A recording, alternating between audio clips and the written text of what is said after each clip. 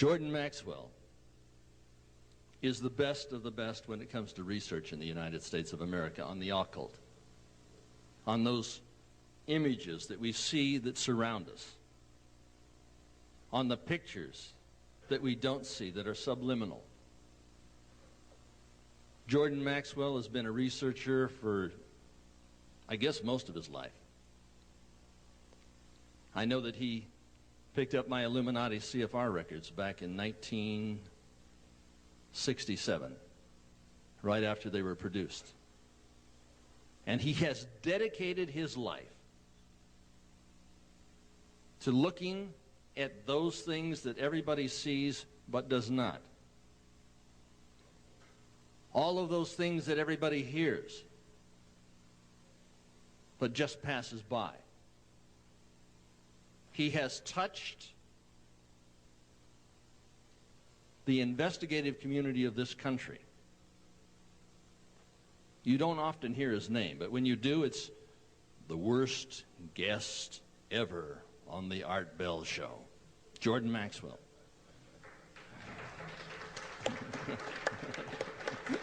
I'll drink to that.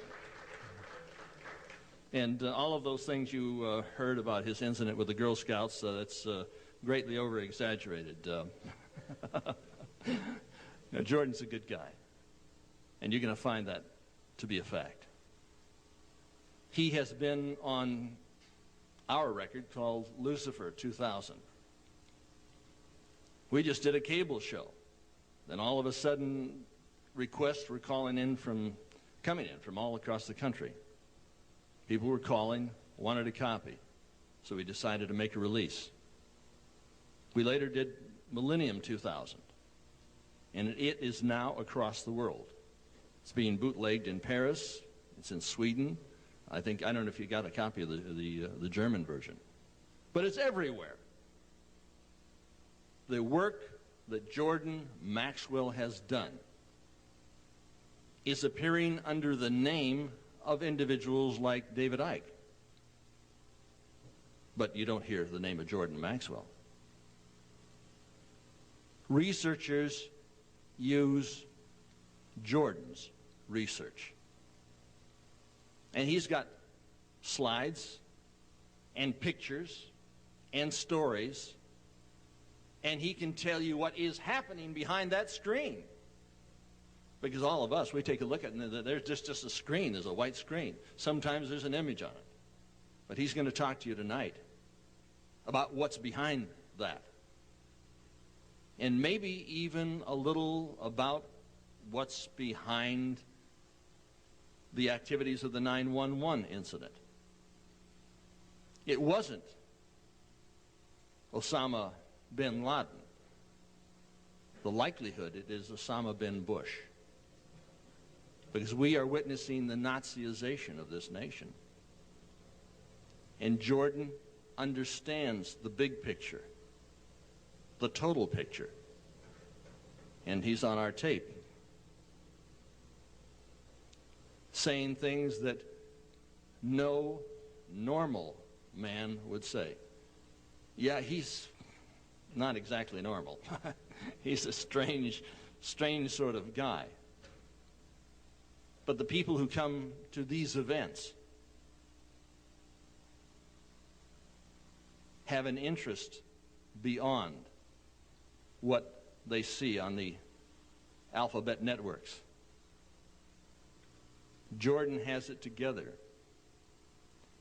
Simply Red just gave me a doll to come up here. He says, "Oh, bring this with you." I said, "Well, most of the American public is like the doll. It's dressed well, hearts, love, sort of a flat face.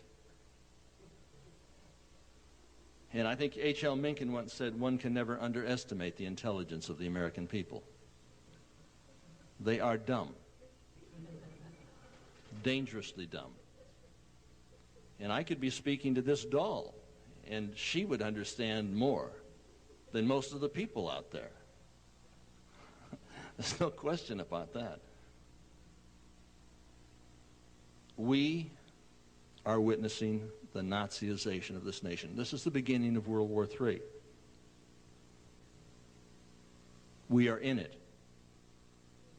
And if you like, yeah, we're really in it. Not only did you step in it, I mean, she's got some documentation over there on what they plan to do medically, what they have the right to do medically, because we haven't done our job. We haven't got on the talk shows. We haven't done all that stuff. Jordan gets on the talk shows. He's over on KPFK. You say, well, that's a leftist, pro-commie, pinko, station. And it is. I used to be on. I know. I was fired. His day is coming. So what I'd like you to do is stand with me and welcome my friend, Jordan Maxwell.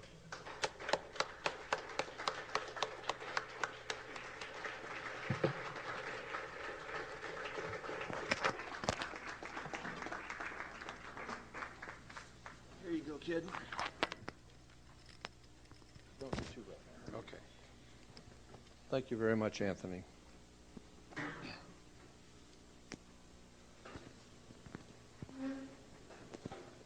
Testing, 1, 2, 3. Can you hear me? No. Okay. Well, we'll try it. First of all, I want to thank Wendy for inviting me to be here with you tonight.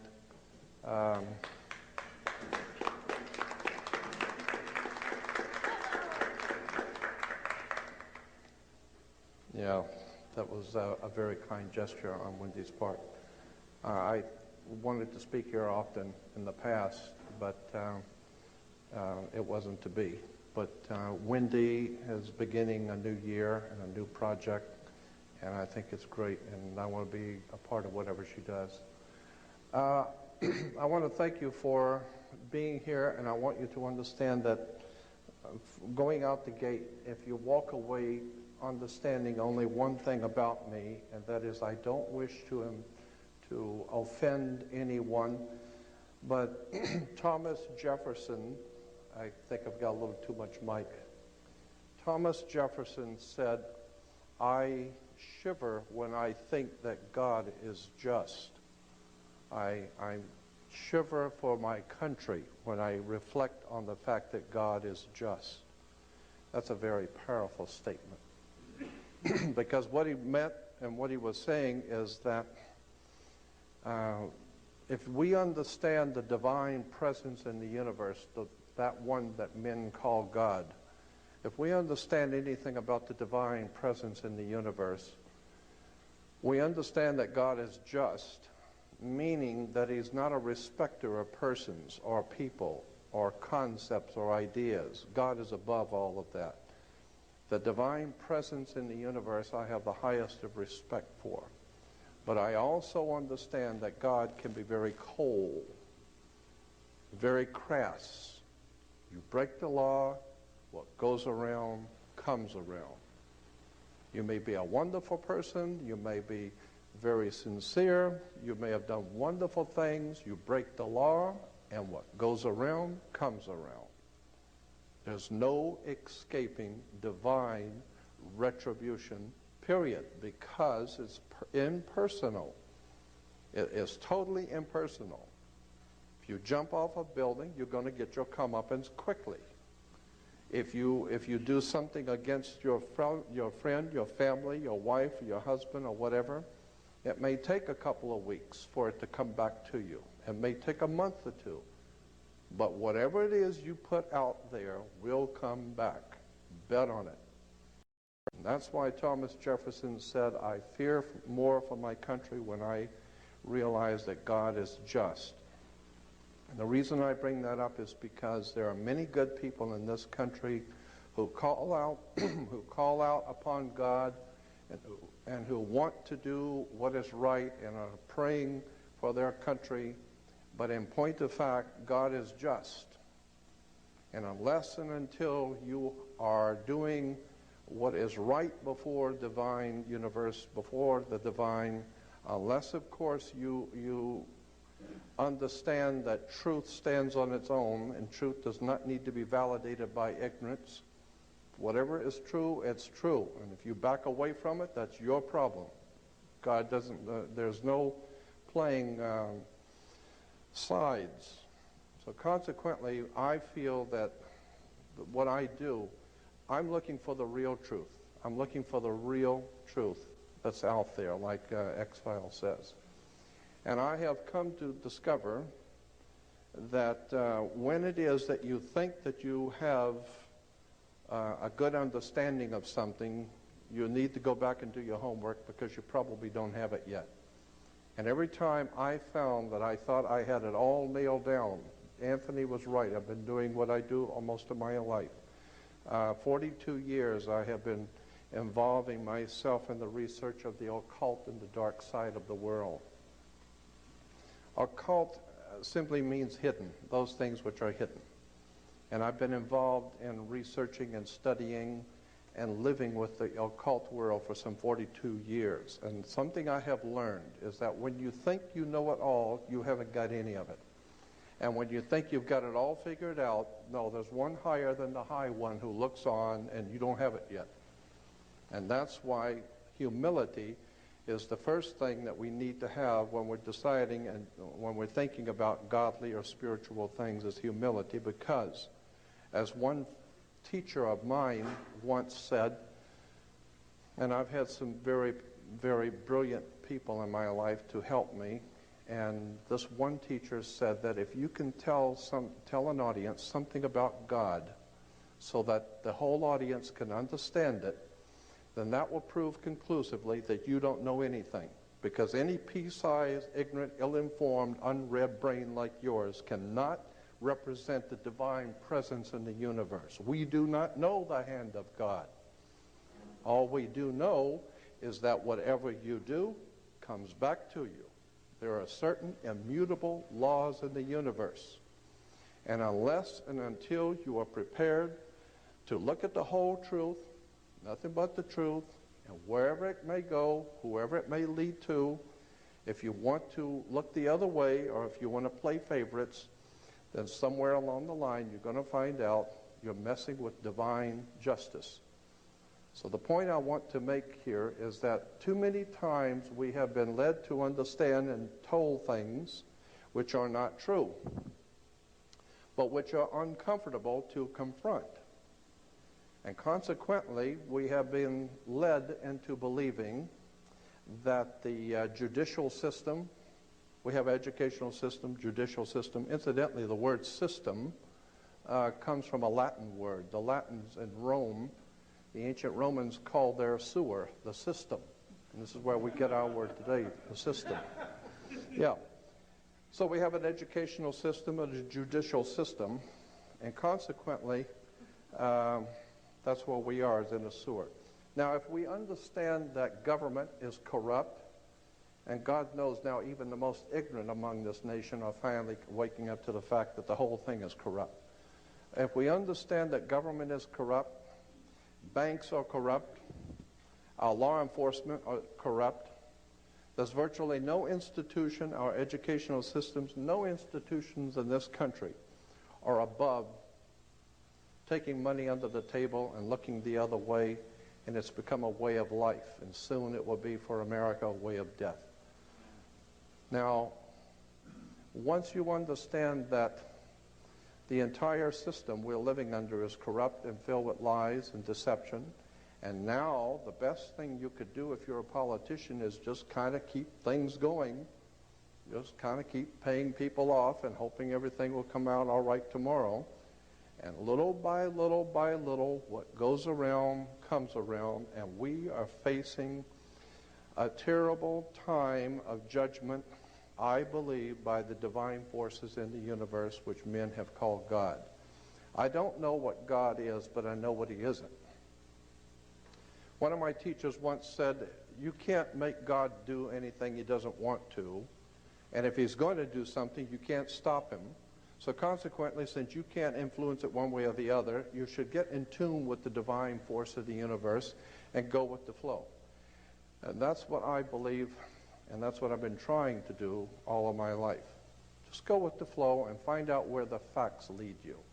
Because the more you begin to investigate what we think we understand, where we came from, what we think we're doing, the more you begin to see we've been lied to. We've been lied to by every institution. What makes you think for 1 minute that the religious institution is the only one that's never been touched? You can bet your bottom dollar that the religious institutions of this world are at the bottom of the dirt.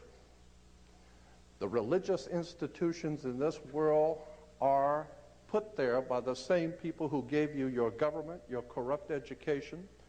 The Knights Templars who set up your international banking cartels in the 12th, 13th, and 14th century are the same people that gave you educational institutions, colleges. Where do we get the word college? College comes from the collegia, the Latin Roman college of cardinals. I mean, I could go on for hours just give you examples. I mean, when you graduate, you come out with a square mortarboard, a black square mortarboard. What's all that about? Black square mortarboards. It has to do with the planet Saturn. Saturn, you know, we're told that in the Old Testament that the Hebrew people, the Jewish people, were worshipers of one God. That's never been true. Not true now, and never will be true. That's just one more story that's been given to us. That's never been true. The Hebrew people were worshipers of many gods, many different divine beings. They were the most eclectic theology on the face of the earth. Next to modern day Christianity is Judaism. Eclectic meaning it has collected from all over the world concepts and ideas and put it together and called it today Judaism. Judaism today is the most eclectic religion on the face of the earth. Virtually nothing of what it teaches is true. Virtually nothing of its supposedly background is true. And consequently, the world is filled with violence, bloodshed, or disorder. Good people are dying. There are children who are starving. Our world is in trouble. And people are calling out to God for protection. People are calling out to God to help our nation, and never realizing for one moment that the divine presence in the universe not listening. Why? Because you have your own concepts of whatever you think is true, whatever you believe to be true, but you have never confronted the real truth. The real truth is that the people who are in power, who put this system together, have been in power for thousands of years. This has been going on from day one. I have the highest of respect for the Bible. Anyone who knows me knows I read it and study it all the time. But I'm also well aware that there are encoded messages. The rabbis will tell you that in the Old Testament is filled with encoded messages. I believe that Christianity is probably the most powerful encoded message the world's ever had. It's one of the oldest messages in the world, and I believe that the Christian teachings in the original scriptural understanding is the most important, volatile story the world's ever known. And it's sitting right in front of you, and most people don't even see it. It is an encoded story. And unfortunately, too many people who are ill-informed, unread, and who have not spent 42 years looking at theology accept what they read in the New Testament and in the Old Testament as actual history, when in point of fact, it is not actual history. There is a message behind the message. And consequently, if you're reading the Bible, and if you're looking at theological subjects from the Bible point of view, in a materialistic way, you're never going to see the obvious story sitting right in front of you. I believe that the story in the New Testament, and I'm concerned about this because I believe the world is now facing another dark age. I think that we are now preparing ourselves to go into a very dark time that's coming on the earth. And I believe that the message that's in the New Testament is a very powerful, symbolic, metaphysical story that is not very well understood today. Let me go back to the original Hebrew religion. Because it forms the basis for Christianity, we need to look at where did any of these things come from. I'm famous for doing that. I couldn't care less who I offend. I want to know the truth. And all you got to do is go to any good library and just start reading. There are hundreds of great reference books out there that tell you where things have come from. First of all of the things which are going on in this world today, from 9/11, all of the wars in the Middle East, all of the incredible bloodshed that's being spilled all over the earth, can be traced back to, and you might want to remember what I'm saying here, because I'm sure you're not going to make the connection when I first tell you, but I'm going to try and explain it to you. The things which are happening today, the people who are in power in this country, the great generals from around the world who are planning wars and violence and bloodshed, all of this stuff can be traced back to the planet Saturn. Saturn is a very, very pivotal, important concept in theology and religion. And most people have never been told any of this and have no knowledge of it at all. But the planet Saturn is very important in world affairs, in theology. In the Islamic belief, the holy city of Mecca, which is in Saudi Arabia, Mecca has a Masonic circle, and within the Masonic circle is a square, because you got to do everything on the square, remember. You have a town square, you have New York Square, you have Vatican Square, you have Red Square, you have all kinds of squares. Why? Because this is Masonic, and it goes all the way back into the ancient world, the terms and symbols.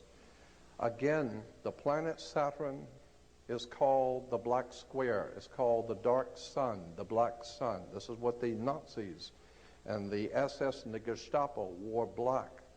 That's why priests wear black. That's why judges wear black robes. Why do you think a judge wears a black robe? He wears a black robe because when you used to graduate from university, you wear a black robe. Why black robes? Darth Vader wears a black robe. What the hell does a black robe have to do with anything? The judges wear black robes. You know, Supreme Court judges wear black robes. Black robes represent the priesthood of the planet Saturn, the Saturnalian Brotherhood. All you need to do is study Nazism, and you will begin to see that the powers behind the Nazi Party, the Thule Society, the Germanian Order, were all members of something called the Saturnalian Brotherhood, the Brotherhood of Saturn. Saturn was the god of darkness, chaos, and destruction. He teaches you a lesson. He will take your life if you don't listen to him. So consequently, Saturn was very, very important in the ancient world. Thank you. Saturn's name, incidentally, in the old Phoenician, ancient Canaanite religion, in the Middle East, the old Phoenician Canaanite worship of the planet Saturn was the most important god of all the ancient world, was the planet Saturn, and his symbol, long before the Hebrews were ever in Canaan, the symbol in Canaan for the planet Saturn was a six-pointed star. Today we call that star the Star of David. There was no Star of David. It's the Star of Saturn. All of the Jewish reference books, all the Encyclopedia Judaica, you go to the synagogue, go up into Mulholland Drive, up to the Jewish University and spend 3 weeks there and look up Saturn. You'll find out that 98% of all Judaism is a worship of the planet Saturn. Better wake up and understand where this stuff comes from. Because if there is a God in heaven, if there is a divine presence in the universe that demands righteousness and justice, then you're going to have to rethink what we believe and where we're going and what the world is all about, because for the last 2,000 years we haven't done too well. Logic alone should tell you that when Jews were being marched into concentration camps, they were praying obviously to their God for protection and for help. There was no help coming. Christians have been praying to God to help this nation, to protect their family, and evil grows and multiplies each day. And the more Christians pray, the more evil the pervasiveness becomes. And the reason why is because we are not in tune with the universal God force. We're not in tune with the truth. We're in tune with what we've been told is the truth. We understand that thing that we've been told about government, that we have to pay your taxes because that's the law. You think, what law? Where is there a law that says that? Well, it's in there somewhere. No. Where is the law? And then you find out, well, it was just a lie. The whole thing was a lie. The whole thing is a sham. Well, the same thing is true in our theological thinking. The reason why I'm bringing this subject up is because I feel it's important now in the year 2002, because I think that very soon we're going to experience some pretty dynamic spiritual things are going to begin to happen on the earth, because I do not believe that the divine presence in the universe that men have called God is going to allow this to go on much longer. But the way history has always shown us is that when God moves, theologically speaking, when God moves, people die. And consequently, I think that we are coming to a point where we're going to be in serious trouble, and that's why I want to help my fellow man to become spiritually prepared for what's coming. And the only way you're going to do that is understand where things come from and begin to appreciate we've been misled again. I have tons of videos, of slides I'd like to show, but there's so many things I want to talk about too. Let me get back to the planet Saturn. Saturn was referred to, as I said, its symbol was the six-pointed star. Today we call it the Star of David. Saturn was referred to as El, E-L. El was the god Saturn in the old Phoenician Canaanite system. And consequently, anyone that promoted the worship of El is where we get the word elder. You become an elder because you are worshiping El. And when you worship El and become an elder, then how did you get to be an elder? You got elected. So therefore we have elections. Now that you have been elected to be an elder, now you are one of the elites. Why? Because now you have moved up, like in an elevator. You are now moved up in society. Consequently, it's all money. It's all manipulation and exploitation coming out of Phoenicia, Canaan. It goes back to the old Sumerian, Babylonian systems of words and terms and symbols and emblems that have been used to manipulate the whole human race. Because our masters don't give a damn about you or your family or your destiny with God. All they care about is what they have always cared about, and that's controlling the whole damn world. Consequently, if anything's going to happen in this country to turn it around, we're going to need a renaissance, an intellectual, spiritual renaissance. Because you can't do it with arms. Adolf Hitler rose to power the same way George Bush did. It's the simple Mickey Mouse routine that it works every time. I'm ashamed of this country, and I'm ashamed of the people who call themselves Americans who drive around with a damn silly-ass flag on their car and not even realize that's not an American flag. All you got to do is do your homework. You'll find out that is a United States flag. And it's not even an original United States flag, because an original United States flag has these stripes going vertical, not horizontal. But who the hell knows that? Who cares? I mean, we just put a flag on your car and drive around like a fool. It is a disgrace. Somewhere along the line, we're going to discover we've been had, if we haven't already figured it out. I want to show you how the planet Saturn, the Saturnalian Brotherhood, the worship of the planet Saturn, Saturn's color was black.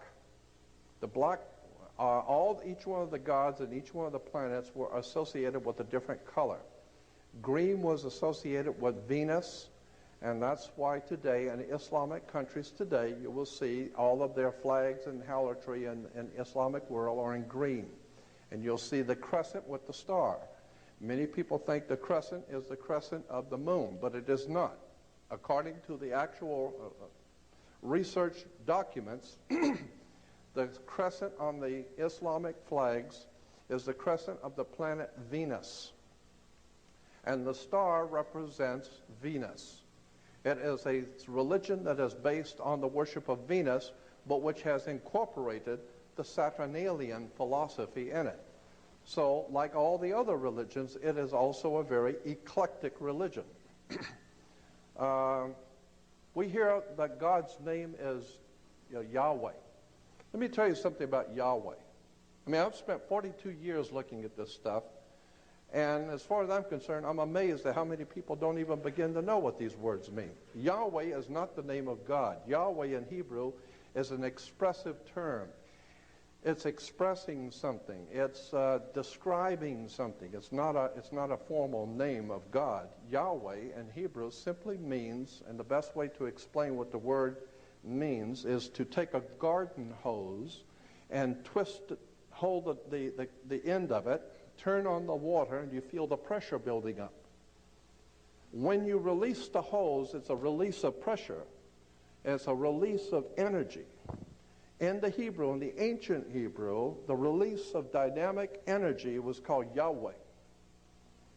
And it was always associated with sex.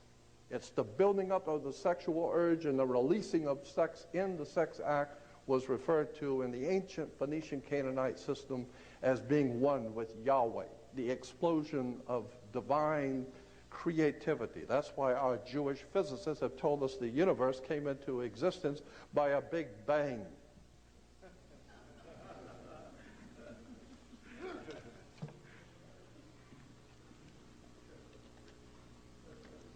Consequently, I become very disorganized in my thinking because there's so many things I want to show you. So many things I've been wanting to tell people for years. I got to boil down 42 years into an hour or so.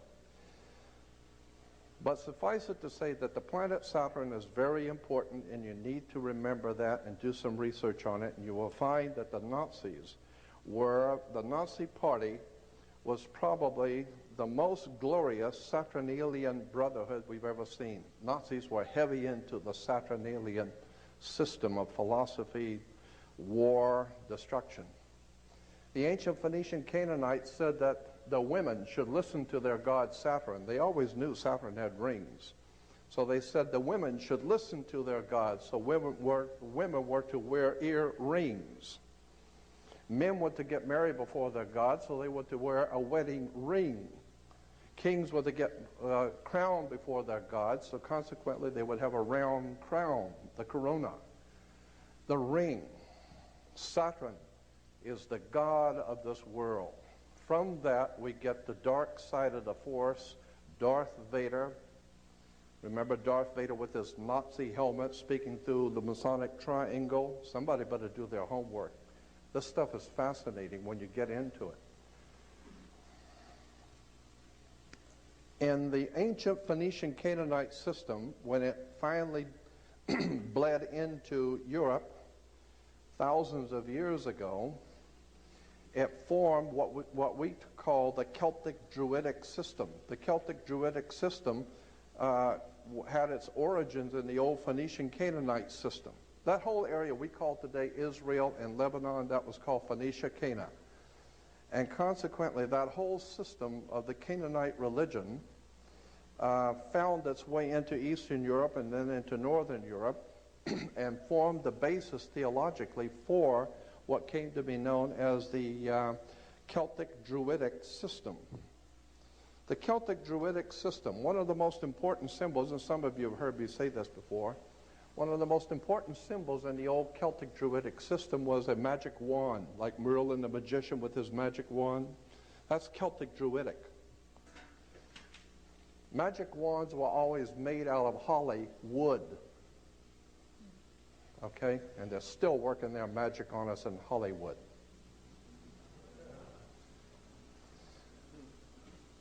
The system that we are under is the most manipulating, exploiting system that's ever been put together. But I'll tell you one thing.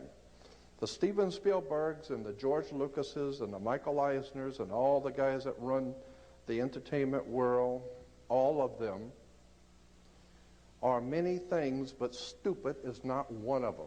These guys are Class A, top-of-the-line intellectuals. They know the name of the tune. They know exactly how to manipulate your thinking. They have something called programmed music. And you go in and you never, most people never think when they go to a movie or watch a television show. They never think about it. Who writes scripts? Scripts are written by scriptwriters. Scriptwriters scribble scripts. And consequently, the scribbling scriptwriters were called scribes. So when Jesus denounces the Pharisees and the scribes were the people who scribbled scripts. And consequently, the religious writers of the day, those who wrote all of those glorious religious writings, were all the scribes. They're being paid money by the system to write all of their silly little scribes, all of their silly little stuff that the masters wanted. Why do you think the King James Version is called the authorized version of the Bible? It's the one King James authorized. He didn't authorize you to go doing too much research on your own. You get your head cut off. Consequently, we go back to Yahweh. I mean, have you ever wondered why we call God the Father? You ever thought about that? I mean, women, some of the women's liberals were saying could be a God the Mother, you know. I don't know. But the point being is that why do we call God the Father? It's because of rain. Rain is why we call God the Father. Because in the old ancient Hindu, if you go back into the old Sanskrit writings of the ancient Hindu religion, you will find that the divine presence of God, the Most High, was referred to in their language, in the old Sanskrit language of India. God was referred to as rain, R-A-I-N, rain. And consequently, the idea was that the earth was our mother, Mother Nature, Mother Earth. And Mother Nature gets impregnated with God's, the Father's, sacred fluid that comes and falls on the earth and impregnates Mother Nature because everything grows. And so once a year, there was a celebration of Phoenicia Cana when the spring rains would come. And consequently, the Phoenician Canaanites knew that the rains were coming and it was going to bring a whole new life to the earth. So consequently, they had a celebration of spring, and it was called the marriage feast of Cana. The marriage feast of Cana. And this is in the Bible. As I said, that there are many things in the scriptures that are hidden right in front of you. And if you don't know what they mean, you don't know where they came from, you'd be surprised when you begin to look at where these stories come from. The whole idea of the marriage feast of Cana was Mother Earth, Mother Nature asked God's Son, our risen Savior, and of course the Son is your risen Savior. As a matter of fact, if it don't come up, we're dead. So consequently, the Son was our risen Savior, and so Mother Earth asked God's Son to draw water. The water is drawn by the Son, so it can grow, it can fall on the grapes, and the grapes can be made into wine, so it changes water into wine. And this goes back to the old ancient Phoenician Canaanite, and even the Jewish rabbis will tell you that. Consequently, there are symbols and ideas and concepts in government which are put there purposely to mislead you. There are symbols and ideas in all of our systems purposely to mislead you. And I'm saying that even the theological basis for what we think we're doing has also been misled. And until such time as we get it right, we're never going to have that divine protection that the universe offers you when you're doing it right. And again, what I do is not to offend anyone, but I want to show you how these things have crept into our modern day society. Our international banking cartels, which control, finance, and organize and direct all of this corruption, wars, and bloodshed, and we're all well aware of that, but most people don't know that international banking cartels go back to the Vatican. The Vatican, as far back as the 5th, 6th, and 7th century, was the power of Europe. The Vatican dominated Europe, and Europe dominated the world. Even Uniform Commercial Code, the international banking codes of the world, are based on Vatican canon law. I mean, that's why when you walk into a courtroom, why do you have to go to court? Does anybody ever wonder why you go to court? I mean, you play basketball on a court, and you play tennis on a court. The whole idea in a court is to put the ball back in the other guy's court. That's right. It's just a game. Back and forth, they're throwing the ball back at each other, and the judge is there wearing a black robe. Black because of the planet Saturn. Saturn was the god of banking. That's why the judge sits on the bench. Look it up. Look up the word bench. You will find the word bench is a Latin word for a bank. So the judge rules for the bank. He don't care who's going to win or lose. Somebody's going to pay. And he's going to get paid. What does he care? Okay? So consequently, the judge rules for the bank. He sits on the bench. The whole idea is you're in court to play ball back on the court. How do you play tennis on a court? You play with a racket. Why? Because the whole thing is a racket. They're using terms and symbols and emblems. And they're playing on you. You know, a lot of people think, well, these are just play on words. Don't bet on it. We have something called the California criminal justice system. Criminal justice, not American justice system, not the people's justice system.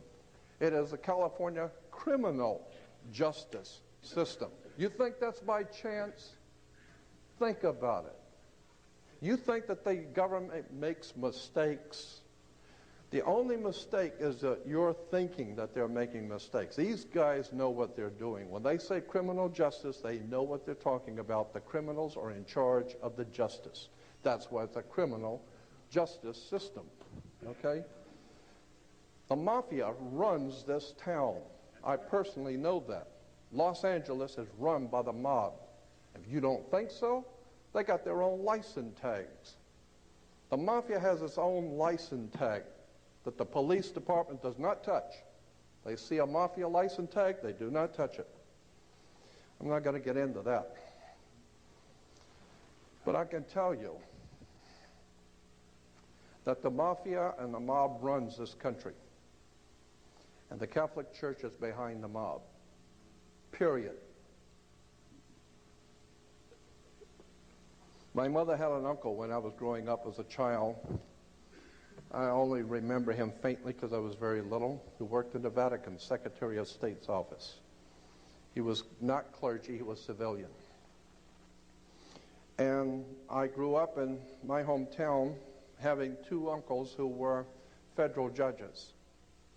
My great-grandfather was a senator from the state of Florida, a very powerful man, and he died in office because they couldn't get rid of him. Why? Because he was mob, and everybody knew it.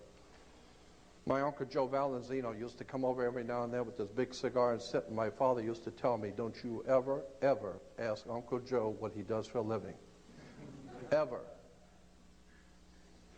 You just take whatever little presents and be cool and sit down, and if you open your mouth, I'll knock your teeth out. Okay? So I understood. There was a system in operation. My mother, my beloved mother, my father, my family, all of my family, including myself, were born and raised Catholic. So I'm not talking about the Catholic people. I'm not talking about the black people. I'm not talking about the Jewish people. I'm not talking about people. I'm talking about political organizations. We're talking about institutions that are financed all over the world. Huge, powerful financial empires. That's what I'm talking about, not the people. So I grew up understanding that there was a whole system in operation, and I decided at the ripe old age of 18, when I left home to come to California, I wanted to be on my own and do my own thinking. And I started out immediately collecting and reading books on Nazism, the communist movement, the philosophies, all the different occult sciences.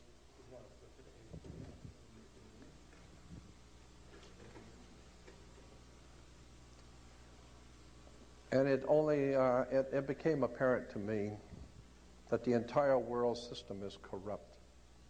So what we have today on the world scene, we call them world governments and United Nations with all the different governments represented. In point of fact, what we're seeing is gang wars. We got the Crips and the Bloods and the East Side Gang and the West Side and this group and that group.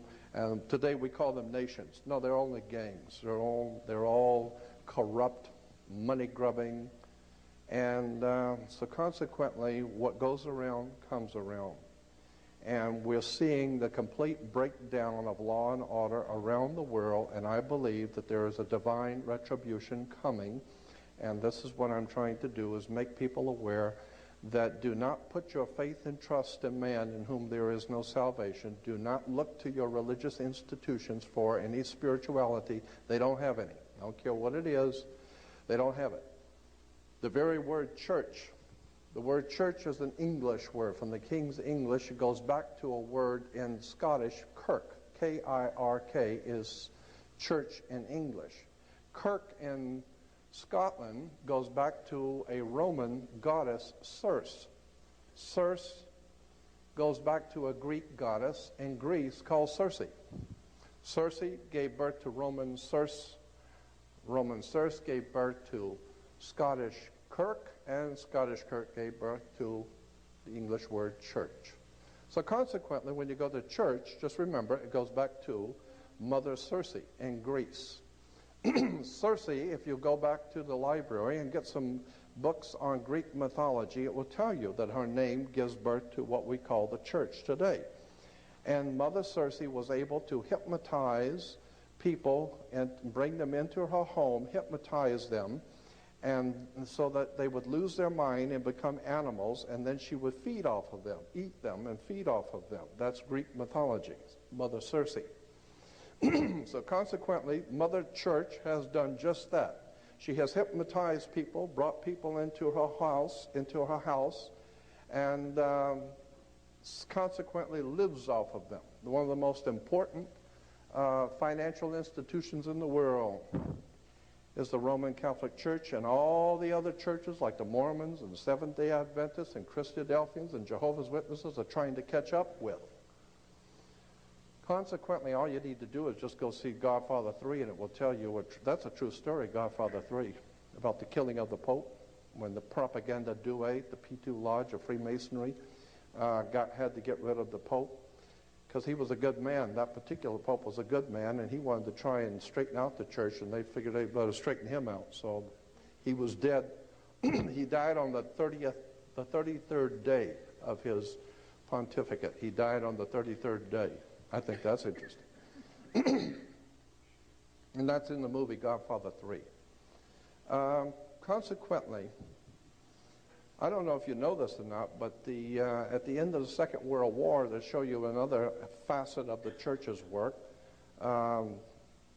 during the Second World War in 1945, actually early 45, when the German and the Nazis began to see that they were losing the war, and it became evident that the Nazis were going to lose, the powers that be in this world wanted to get the top Nazis out of Germany before the Russians or the other Allied forces came through and would kill them. And so consequently, the Vatican, along with the CIA, the American CIA and the Vatican, made a deal where the Vatican would provide for all the top Nazis their false passports, false ID, and slip them out of Europe and send them to Central America, South America, Uruguay, and Paraguay, which incidentally those two countries were founded by Jesuits. Probably some of the most powerful criminal syndicate in the world is the Jesuits. But so we have the Nazis here in America. You know, we went to the moon supposedly with good old American ingenuity, like Dr. Werner von Braun and all those other Nazi fascist murderers that came here who are making money off of this people. And I just amazed when I watch the space shuttle taking off and you see all the Americans standing out there in Florida watching the space shuttle take off and everyone's applauding. I think, what are you applauding for? You ain't going anywhere. The hell you applauding for? If they're going somewhere, you're not going, that's for sure. You can pay for it, but you ain't going. You ever thought about how much pollution, I mean poisonous, toxic pollution that pours out of the back end of a Saturn booster, how much poison is poured out of that into our atmosphere every time they shoot one of those things? Most people don't think about that.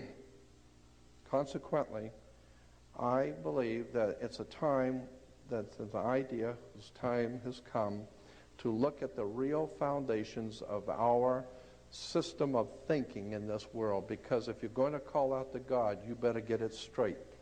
Because there are too many times in the scriptures, and I again have to re-emphasize my appreciation for the divine principles in the scriptures. I believe that there is a profound story, especially in the New Testament. I think that the New Testament is a redemption story. But most people have no idea in the world what redemption means. Well, the classic example, how many Christians understand what Christ means? I mean, you can't talk, you know, I hear Christians talking all the time about Antichrist, and they haven't got the faintest idea what Christ means. How many people know what the word Christ means and where it comes from? I mean, how many Jews talk about the Holocaust and haven't got the faintest idea in the world what a Holocaust is? Oh, a Holocaust is a terrible tragedy. Oh, it's a big fire or something like that. It's terrible something. No. That's not what a Holocaust is. A Holocaust, according to the actual research documents, means a sacrificial, ritualistic burnt offering. When Abel and Cain and Abel in the Bible offered up a sacrifice to God, the word in the Hebrew Bible is they offered up their holocaust to God. So a holocaust is a ritualistic, sacrificial, burnt offering. Get it right. Why did the Jewish leaders in this country and around the world use the term Holocaust? Very interesting. I think that they are not telling us the whole story. Consequently, as I said, how many Christians use the word Antichrist and don't even know what the word Christ means? Christ comes from Christos. Christos in Greek means oil. That's why you have Pillsbury cooking oil called Crisco. Crisco is Christo. Christo is Christ. So Jesus Christ is Jesus the oil. I mean, that's what it means, Jesus oil. Okay? You say, well, Jesus, why? Well, because Jesus was the anointed. When you always become anointed with oil. The kings in Israel were always anointed with holy oil, so they became anointed. You know what the word anointed means in Hebrew? I don't want to get into that right now. Basically, anointing comes from the word sex.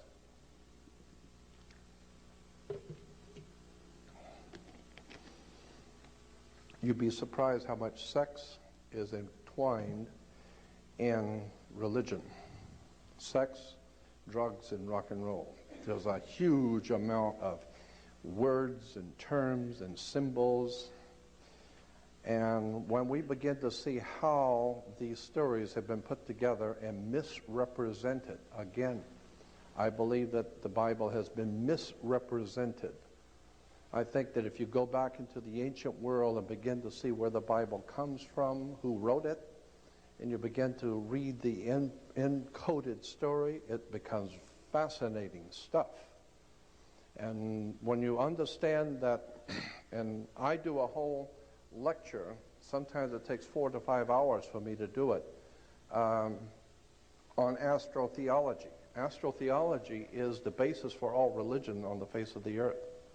It's called astrotheology. Happily, most people don't know that, so nobody's offended. But most people do not realize that astrotheology forms the foundation for virtually all religions on the face of the earth. It has to do with the worship of the heavens. And if you go back into the most ancient times, and this is a subject I've always loved, is ancient theologies. If you go back into the most ancient times that we know of, all nations of the world and all the ancient world agreed that the most evil presence on the face of the earth, the most evil thing in all the ancient world was darkness. When the sun went down, it gets cold, and the boogeyman comes out. And all of the predator animals come out. They're coming out because it's cold, and they're looking for something to eat. And humans are not designed to live like that. Humans have thinner skin and are designed by their creator not to live like animals. I mean, we couldn't live in a forest like a deer that is sub-zero and it doesn't seem to bother him. You'd be dead in about an hour. But the point being is that darkness was the most evil thing that man had to face. And consequently, all of the predator animals came out at night, and it got cold. And consequently, when the sun would come up in the morning, that was the one thing that saved the human race, is the coming of the sun, God's sun, the light of the world. Of course, the sun lights the world. And the sun doesn't belong to China or Africa or anybody else. It belongs to God. So it was God's Son, our risen Savior. And of course, the sun is your Savior, because if it don't come up, we're dead. But once you understand the concepts and ideas, then you begin to question, why did Judas go out and kiss Jesus? The scripture, you know how in the scripture talks about Judas went out and kissed Jesus? First of all, many Christians think Judas went out and kissed Jesus to identify him. Logic alone would tell you that's not true. If you just think about it. I mean, in a little Mickey Mouse town, and where Jesus would have been living, in a little small, it's not Chicago, it's a little small town, and even the Romans back in Rome knew who Jesus was, so everybody knows who he is, everybody knows what he's doing. And consequently, when the scribes and Pharisees, the religious leaders, decided they'd had enough of him and wanted to arrest him, you think they're going to have to send out somebody to find him and point him out? No, everybody in town knows who he is. Well, then why did Judas go out and kiss him? And most people think Judas went out and kissed Jesus to identify. It doesn't say that. It says he went out to kiss Jesus to betray him, not identify. What do you mean betray? That's interesting, because even the mafia today, when they're going to kill you, they give you the kiss of death. They've kissed you off. Why? Because in the old ancient world, when a scorpion bites you, the scorpions in the Middle East have two stingers, one on top of the other. And when they bite you, they leave a cut in your skin that looks just like a human lips, looks just like lips. And consequently, the ancient people said that you just got the kiss of death. He just kissed you off, okay? And consequently, that's what Judas was doing, giving him the kiss of death. Why? It has to do with astrotheology. Very interesting stuff. Now, I could talk all night on this stuff because I love it, but I wanted to show you a few, because I believe that seeing things are a lot more impressive than just hearing me talk. If you remember Indiana Jones and the Last Crusade, Indiana Jones and the Raiders of the Lost Ark, first of all, when Indiana Jones is going out to look for the Lost Ark, we're talking about the Ark of the Covenant. Where's the first place he goes to? He goes to Tibet. Now, why would you go to Tibet if you're looking for the Hebrew Lost Ark of the Covenant? Well, it's because Tibet has something very, very important connected to that symbol of the Ark of the Covenant. You better go back and look at the Buddhists and the Tibetans to understand the Ark of the Covenant, period. Second, where does he go? Once he goes to Tibet, who does he find up in Tibet looking for the Lost Ark if it isn't a Nazi? And consequently, where did they go from there? He goes directly to the Holy Land to look for the Lost Ark of the Covenant. No, he goes to Egypt. Why Egypt? It's because Steven Spielberg has many things, but stupid ain't one of them. He goes to Egypt because the whole idea of the lost ark is Egyptian, not Hebrew. 1,000 years before Hebrews were ever in the area called Egypt, the Egyptians had something called the Ark of the Contract. The Ark of the Contract, which I will show you, the Ark of the Contract was a box with two angels' wings, with wings over it, and it was an Egyptian symbol, and it symbolized a contract that the pharaohs had made with the gods who came down here from Sirius, from the ancient star system of Sirius. They were called, and Sirius is called the dog star. And consequently, you take dog, D-O-G, and turn it around for us, it becomes God.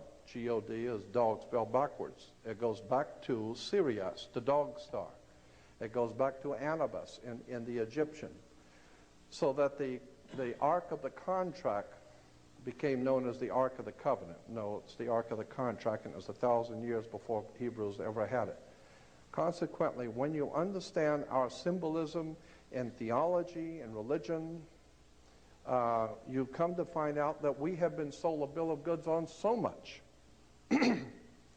And why do you have these institutions that the religion, philosophy, politics, all of these systems are institutions which are being financed, organized, and directed by the people who mean to put you into bonds and chains. God has created all of the animals to be free. He created everything. God who has created all things. Freedom is the one thing that you see everywhere, except for man. And consequently, the real freedom in man is up here. Consequently, the old Hiram Mann, one of the first governors of the state of California, Hiram Mann said, I think it was Hiram Mann that said, when no man is safe, when freedom fails, the best men rot in filthy jails, while those who cried, appease, appease, are hung by those they tried to please.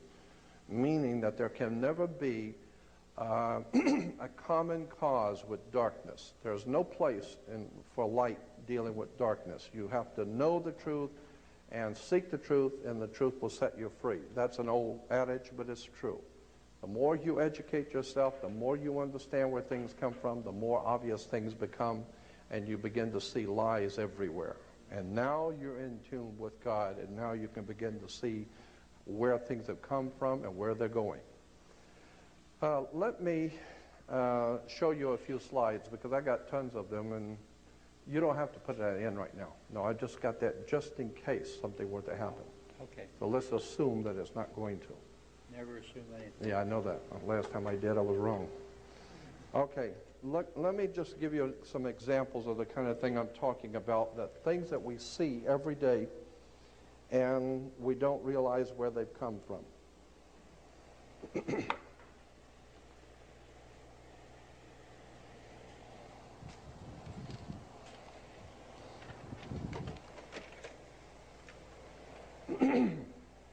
Now, this is the Ark of God. You'll see this is the New York State seal. In New York, the State of New York seal, you will see in the middle is the lost Ark of the Covenant. Here it is, the Ark of the Covenant. You remember this from Indiana Jones and the Raiders of the Lost Ark? And here it is again.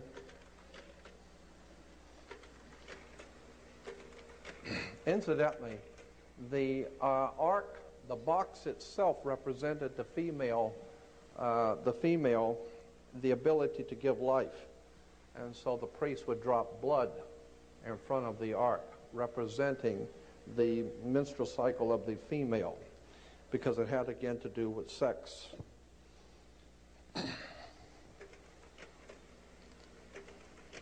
So we see bringing the Ark of the Covenant, okay? Now, from Smith's Bible Dictionary, we're given to understand that the box, with the handles and the angel's wings, etc. Smith's Bible Dictionary. In Smith's Bible Dictionary, look up the word ark. Thought I had a larger. Anyway, the word was adopted from the Egyptian. There's an Egyptian ark. It goes on to say that the ark was a ark of the contract in Egypt, which was copied later by the Hebrews and called the Ark of the Covenant. Here's a dictionary of the Bible, another one. And there again, you look up the word ark and it will tell you it was an Egyptian ark. The Egyptians had and came up with the idea of a sacred ark. There is the ark that was found in King Tutankhamun's tomb when they found the tomb of King Tut. And there is King Tutankhamun's ark that was found in his tomb. Here it is again. You will see the Egyptians carrying the ark. Again, you will see at the top left, they're carrying the Holy Ark. This is Egyptian, not Hebrew. This is 1,000 years before Hebrews were ever even near Egypt. They had the lost Ark. Now, here's an interesting, well, wait a minute. I'm getting ahead of myself because I want to jump around a little bit. On that first one, I'm not going to go through all of these. I want to jump around a little bit. I just wanted to show you that to give you an example of the ark. Now, the next one. The next one is Solomon's temple. We're told about King Solomon's temple. Incidentally, there was no King Solomon. So don't look for King Solomon in history because there was no King Solomon. That's the word Sol, Om, On. S-O-L is the sun in Latin. In Latin, the word sun is S-O-L, Sol. And in the Hindu priest of the sun, they call the sun Om. Remember the priest of Om? They chant Om. And On is the city of the sun. The Greeks call it Heliopolis. It's called Heliopolis to this day. But the Egyptians, Heliopolis. Heliopolis means the city of the sun. The city of the sun, Heliopolis in Greek, was originally called in the Egyptian On. Look it up in any dictionary, O-N. That's why when you walk into a room, you flip a switch on. Because On was the city of the sun in Egypt. So the three words for the sun in the three esoteric languages of the world is Sol, Om, and On, Solomon. And Sol, Om, On's temple, you will see the Temple of Solomon. The word here used for the, well, that's, all right. This is the word used for any oily substance in the Old Testament in the Hebrew is shemen or semen. Strong's Bible Concordance has it saying, it is very suggestive of the old Hebraic writings, that when we find the oil of anointing for phallic pillars, priests and kings, was called semen, the word used by the Romans and our medical men for the fluid of the male. Consequently, this is where we get the word Christos, the oil. Now, here is a ground plan for the Temple of Solomon, Solomon's Temple. And now we're hearing so much about how the fraternities are wanting to, in the Middle East, want to rebuild Solomon's Temple. Well, you better look at this because it's not what you think it is. Solomon's Temple. There's a ground plan for the temple. Now, if you look at Solomon's temple, it had two pillars at the gate, at the entrance. It was Jachin and Boaz. Jachin and Boaz, look at the ground plan for Solomon's temple. Here's what it really is. You'll see the male phallic, and it's within the female. So the whole temple of Solomon, the holy is the male phallic, and the most holy is the head of the penis, and it goes into the female, which is called the temple of Solomon, the temple of life. And consequently, Solomon's temple was merely a representation of the sex act. Now here we have, down at the bottom it's showing the same thing. So this is why you will find on churches a big phallic. So when you drive by churches, you see these things, they're called colonnades. Colonnade. Incidentally, that's why Colin Powell, ABC News, about a year ago, said, it was interesting, they said Colin Powell, his actual real name was Collins Powell. Collins Powell. But all the politicians around Washington, D.C. thought he was so full of it, they call him Colin Powell. That's where he gets it, Colin Powell. And that is a representation of the male phallic, and it's on a church. Again, this is why you priests have to go to a seminary.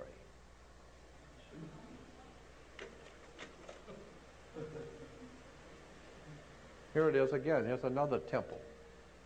You can tell the layout of the temple.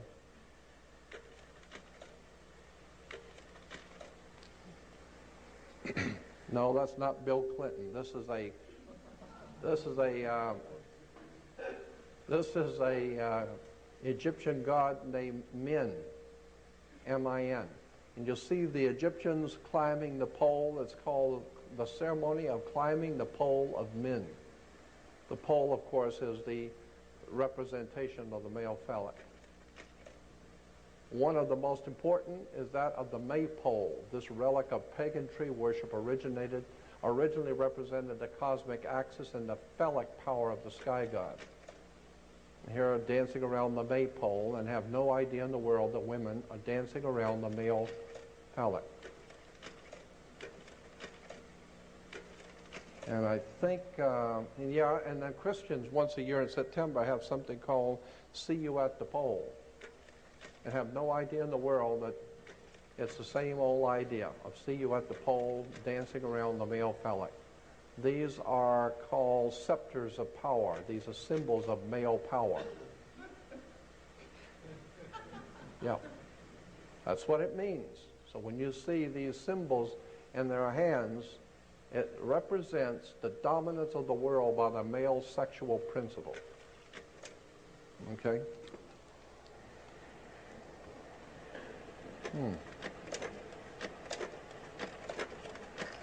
Okay. Even the playing cards like the jack has, that's why it's called a jack. It goes back to the Bible, jacking the pole. And here's something we call the pillar of life. You'll see these two pillars. There are always two pillars representing the male phallic. In the old ancient Phoenician Canaanite system, there are always two phallic. You'll see them there. There we have the sacred stone phallic pillars. Always you will see these were penis head gods in Assyria. There were always two of them. In India, in Japan, in Rome, Pompeii, in Islam, you'll see the two phallic pillars on both sides. Incidentally, the churches and many of the old architecture in the Middle East and churches today all have pointed glass windows, long pointed glass windows and pointed arch doors. The pointed glass windows represent the female opening, the pointed arch.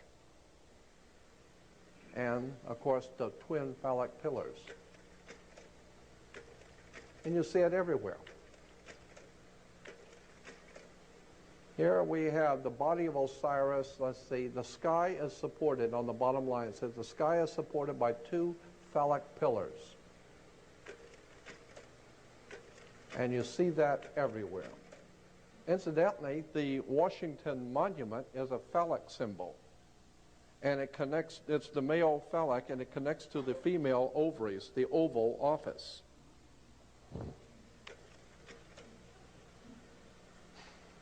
The Egyptian idea, the Egyptian convention of twin phallic pillars at the temple gate was copied by the temple at Jerusalem, where the right pillar was named Jachin, God makes him firm. And the left pillar was named Boaz, eagerness and strength. What are we talking about? Jachin makes him firm and eagerness and strength? That's in the Bible, 1 Kings. Temple of Solomon represented sex, period. And there are the temple, there it is again. You'll see the temple and the two phallic pillars and Solomon's temple. There they are. Jachin and Boaz, two male phallic pillars in front of the temple. Incidentally, that's where the word temple comes from. The house of God, or the house of El, a temp El. The house of El, the house of the god of Saturn, the temp El. And on all the temp Els, you always had the twin phallic pillars.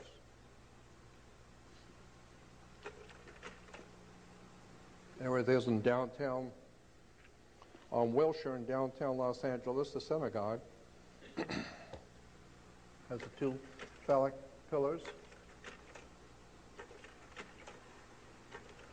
You see it all over the world. All over the earth you see twin phallic pillars going all the way back to the Phoenician Canaanites. This is over in Pasadena at the British Israel Masonic Ambassador College. What is that? What is the symbolism there? Anybody, am I the only one seeing what the symbolism there?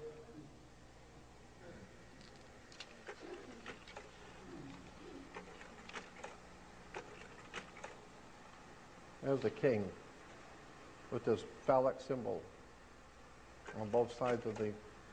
Now, pipes were also, the musical instruments, both flute and reed pipes, had a place in primitive fertility rites owing to this phallic appearance.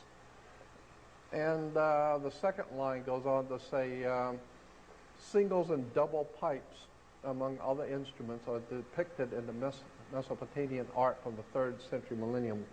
And then it was also adopted into Christian theology. So pipes were, where does it show that it was a phallic? Yeah, the third line down on the pipe. As a symbol of male sexuality, it occurs in Greco-Roman and Renaissance art.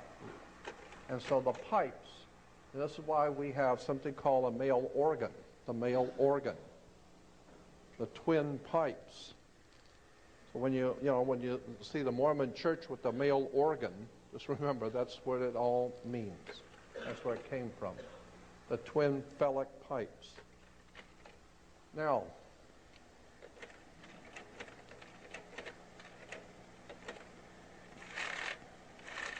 enough of that is enough. We're going to the next one. Again, while I'm doing this, is I'm showing you how things we think we understand and we're used to seeing never even occurred to you what these things mean. Let's see. This one goes from 27. All right. Okay. As far back as the ancient petroglyphs with the sun symbol, this is from the Bronze Age. This goes back thousands of years. You will see carved on stones in Russia and all over Europe as an interesting symbol. It's the symbol of the sun, petroglyphs with the sun symbol. So that's an ancient, going back to the Bronze Age. You will see this ancient sun symbol. This is the Nordic sun symbol. The cross on the circle. This is why, incidentally, you drive by churches today. You'll see many churches have the big cross and a circle in the middle. The circle in the middle is the sun that dies on the cross of the zodiac between north, east, south, and west. Incidentally, if you take north, east, west, and south, that spells news. Anything that happens in the world is news, north, east, west, and south. Anyway, let's go on with this. Here it is again. The old ancient prehistoric symbol of the sun. Going back to the old Phoenician Canaanites, this is Sumerian. Sumerians actually had the same symbol. The Buddhists and the Hindus in India have the symbol. The Aztecs and the Mayas had it. It's everywhere. The cross in the middle of a circle. One of the oldest symbols in the world for the sun. This is in Iraq. This is in Jerusalem. This is in a synagogue in Jerusalem. Here it is again.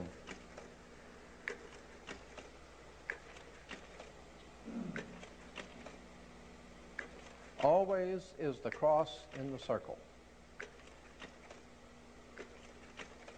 And showing that children are taught to pray to the cross in the circle, which goes back to the old ancient Phoenician, and that even prior to the ancient Phoenician goes back to, and here's the host with the cross on it, the circle. It's an ancient formula. And I said, yeah, I'll bet it's an ancient formula. It's real ancient. Far more ancient than you would suspect. On the caps of the French used to carry it. That's in Freemasonry. Churches. Rosicrucians. Queen. Queen Mum. There's Queen Mum with the symbol of the cross. This ancient sun cross of the most ancient people of the world. And today it's still being used all over the world, and people have no idea in the world where it came from. Even the Nazis. You'll see the Nazis had the sun cross.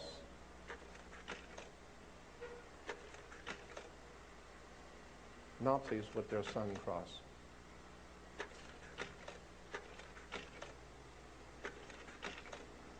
Now, while this may not seem very important, you need to understand the reason why it's important is because, and this will only be just a moment,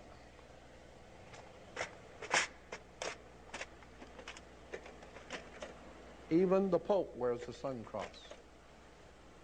There it is again at the Vatican. You need to ask yourself, how come the old ancient petroglyph from thousands and thousands, probably anywhere from 10 to 15,000 years ago, the old prehistoric world marked the symbol of the sun as a... It's the same way that it is now at the Vatican. Is there a message here or what?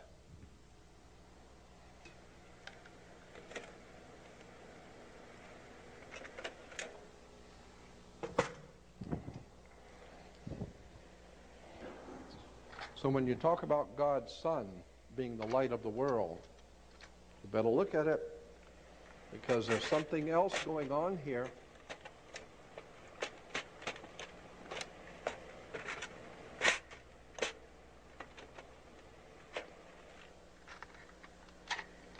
Oh, I'm sorry.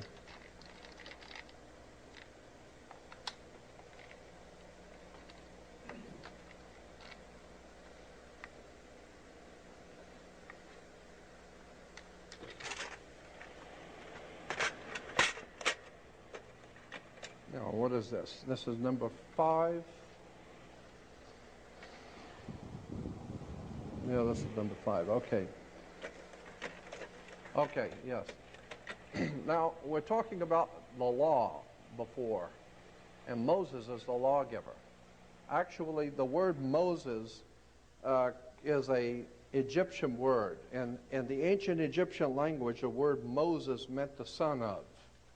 Like in Hebrew today, Ben, B-E-N, means in Hebrew the son of. So like Judah ben Hur, Judah was the son of, his father's last name was Hur, H-U-R, Judah ben Hur, or Ben, B-E-N means the son of. Incidentally, if you look up in the Hebrew Encyclopedia, look up the word Hur, because I did that for Judah ben Hur. H-U-R is a Hebrew spelling of Horus. The sun god Horus was called in Hebrew Hur, H-U-R. So when the sun came up in the morning, Horus was our newborn son, and he took 12 steps across heaven. They were called Horuses, H-O-U-R-S, Horus. And he took 12 steps. That's where we get a 12-step program for alcoholics, a 12-step program. When you go to school, you start in the first grade and you end up in the 12th grade. It's a 12-step program because the ancient Egyptians said that the sun, whose name was Horus, when he was risen in the morning with our risen Savior, he walked across the sky in 12 steps, and each one was a different Horus. The first was Horus of the first step, Horus of the second step, Horus of the third step, and going down the line, Horus of the 12th step. So there were 12 different Horuses. And consequently, we took the word Horus, H-O-R-U-S, and turned it around and make it H-O-U-R-S. So it's 12 hours. No, 12 hours is just chained in the U and the R and Horus. So the 12 Horuses are the 12 steps in heaven, which are the 12 hours of day. And consequently, the sun brought light into the world, and in Latin, the sun, or light in Latin, is Lucius. Lucius, Lucifer, Luce, Lux, Lucius, all mean in Latin light. This is why you have Luke Skywalker. Luke Skywalker is Lucius walking across the sky, and he's doing battle with the Prince of Darkness, whose name in the Egyptian was Set, S-E-T, because they noticed it got dark at sunset. And consequently, God's Son was chasing that evil Prince of Darkness until he died at the 12th step, and then he's gone, and he leaves the world in the hands of the Prince of Darkness, and his name was Set. And of course, it does get dark at sunset. Now, keeping all that in mind, we have the law, the Mosaic law. Volcanoes are very important now in this in the Mosaic law. A lot of people don't know the connection between a volcano and the Mosaic law. Well, let me show you. Volcanoes, like any other impressive and fearful aspect of nature, volcanoes have been the object of worship for human beings in the earliest Stone Age. Yet the original Yahweh seems to have begun as a volcano god also. Mount Sinai, incidentally, the moon god in the old Phoenician Canaanite system, the moon god in Cana was called Sin, S-I-N. That was the name of the moon god. And in the ancient Phoenician Canaanite language, which we today call Hebrew, Hebrew is actually the Phoenician Canaanite language. The word for a mountain is Ai. And the ancient Phoenician Canaanite, Ai was a word for the mountain. So the mountain of the moon god was Sin, and the mountain is Ai. So they put it together and becomes Sinai. Mount Sinai is nothing more than the mountain of the moon god, which, you know, I don't care. If you think that's holy, fine. But there's nothing holy in Israel. There ain't never been nothing holy in Israel. There's nothing holy in Rome. There's nothing holy in Salt Lake City. There's nothing holy in Rome. And there sure as hell is nothing holy in Mecca.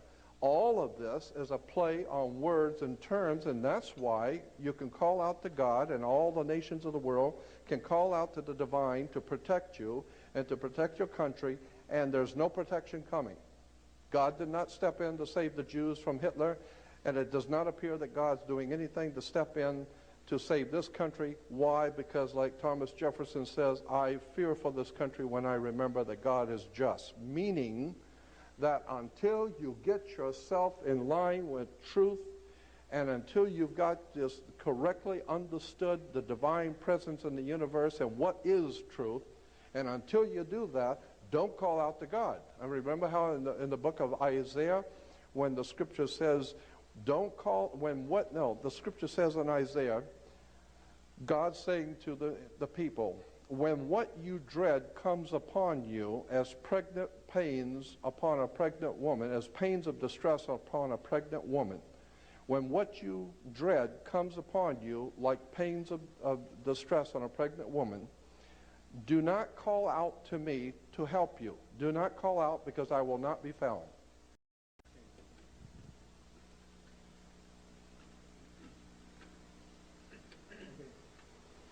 Quite simply meaning, until you get your theology and your life in tune with the divine universe and that divine universal God force in the universe, until you start getting yourself in tune with the real truth of who God is and who created this universe and how it all came into being, until you're ready to do that, don't call out to God for anything. Because God is going to do whatever he's going to do, but just make sure you don't get in the way, thinking that you're doing something wonderful, and come to find out, no, you're part of the problem. You haven't done your homework. And that's what I've been telling people for years. I'm not trying to criticize anybody. I'm telling you, do your homework. Because I am totally convinced that there is a very powerful divine presence in the universe that I myself refer to as God. I don't know what God is, but I know what he isn't. And consequently, I have a high respect for that divine presence in the universe, and I think we need to get in tune with it, because that's the only thing that's going to save us. Our leaders are not leaders, they're misleaders.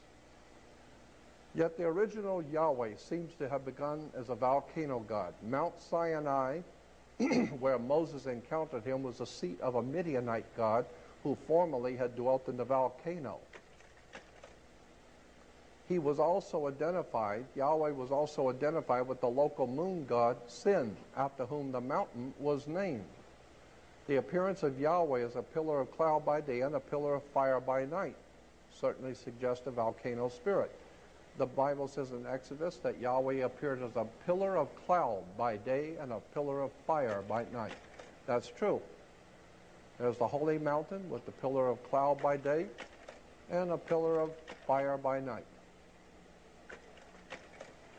Here we have Israel at Sinai dedicated itself to Yahweh.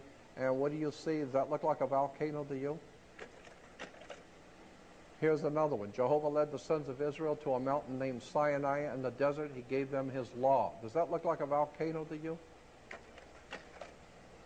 The magnificence of Yahweh. These are just some scriptures talking about the volcano God. I'm going to go past these quotes. These are all quoting from the Bible how Jehovah was the fire. Oh, here it is again. Now this is in the Bible. Thunder is called in Hebrew kolath, voices, for it is considered the voice of God. Thunder is called voices, for it is considered the voice of God. So when you hear that Moses went up into the mountain and heard the voice of God, I can imagine. And he came down with his face glowing. I would respectfully suggest that the whole mountain is glowing. I could see why your face would be glowing if you were going up on the side of a volcano. Lightning can be symbolized by an arrow, obviously. Here in the Bible, in Job 37, under Job 38, but this is actually the footnotes for Job 37, it says, the storm, the clouds, are God's tent, gathered as the thunder, or the voice of Yahweh roars. They descend, and God shoots the arrows of his lightning. Later, and it's called the mist. In the Hebrew Targums, is literally, the mist is his smoke, his thunderbolts. The linear correct translation in Hebrew is God thunders wonderfully with his voice. So we're talking about lightning and thunder. Here it is again, Mount Sinai. Look like a volcano to you? Here's the children of Israel running away. Incidentally, why do we call them, why do we say that, the children of Israel? Why do we say that, children of Israel, when our children are called kids? Kids are baby goats. You have kids. They're called the children of Israel. We have kids.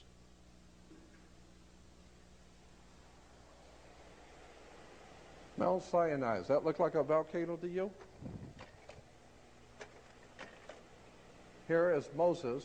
Incidentally, Moses takes the law and he throws it down and breaks it. He was the first lawbreaker. So you don't want to be breaking the law. Does that look like a volcano to you?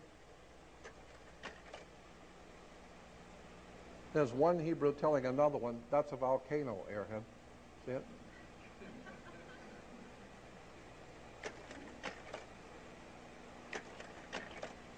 There's Moses up in the volcano.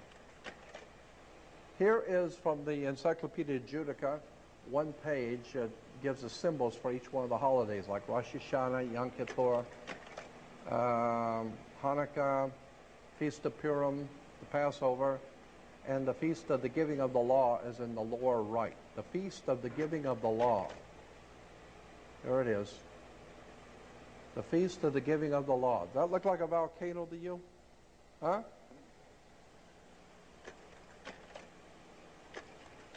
Now, here's part 2, and if you know where I'm going with this, don't comment. Let me go there, because a lot of you will jump ahead and know where I'm going with this. The word volcano comes from the Latin volcano god Vulcan, or Vulcanus, derived from the old Cretan deity Vulcanus. Very important. The word volcano comes from the Latin volcano god Vulcan. Here is Vulcan, the volcano god, with his lightning bolts. Now, part 2. In the Hebrew tradition, you have something called the benediction. Now, the Pope, when he blesses, makes a sign of the cross. But in the Hebrew, the rabbis bless the congregation, which is called the benediction symbol. And so the benediction has been used, the benediction or the blessing. Here, the Pentateuch scroll crown with the hands raised in a priestly blessing. Here in downtown Los Angeles, you will see the Hebrew priest giving the priestly blessing. This is called, and here, indeed the Lord is high, and yet he looks upon the lowly, and you will see the priestly blessing. Again, the black robe for the planet Saturn and Yahweh connected to the volcano god Vulcan. And this is why Mr. Spock is a Vulcan. The rabbi and Mr. Spock. It's all Jewish religion, Hollywood, sex, drugs, and rock and roll. And the Gentiles just love it. Can't get enough of Hollywood. Can't get enough of it. And that's why God has withheld his protection from our nation. This is why our country is now in the darkest period as has ever been, because we have given ourselves over to ignorance, stupidity, ill-informed religious philosophies, and have not come before God with a trite heart and wanting to know the full truth. Here we're told about the manna from heaven. I don't know if you've ever remember, Moses was leading the children of Israel to pick manna from heaven. They would find manna from heaven on the ground each morning, the scripture says. Here they are picking up the manna from heaven on the ground each morning. Here in Exodus 16:14, it says, "And when the dew that lay on the ground was gone up, behold, the face of the wilderness, there lay a small round thing, as small as hoarfrost on the ground." So now we know, and the next one in 15 says, "And when the children of Israel saw it, they said to each other, to one another, it is manna, for they did not know what it was." In Hebrew, manna simply means, what is it? I mean, they tried this stuff and said, God, what is this stuff? You know? So what is it? They don't know. Well, what is it in Hebrew is manna. So they call it manna. Well, what is manna? The manna from heaven was a small round thing, and it says when the dew that was on the ground, of course, when the sun comes up, it evaporates, and behold, upon the face of the wilderness there lay a small round thing.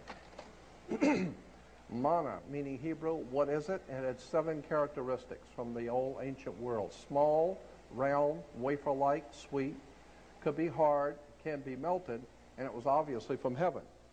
Because when you ate the manna, you could talk to God. Well, now we found out manna was a small round thing, mushrooms.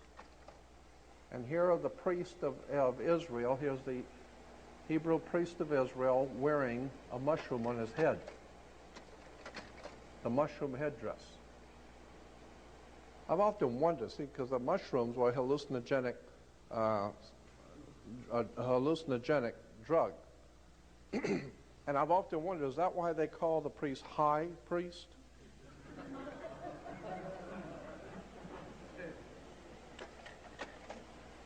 The sacred mushroom, the key to the door of eternity, the search for the sacred plant of the ancients, used to send the mind to another world and into the future.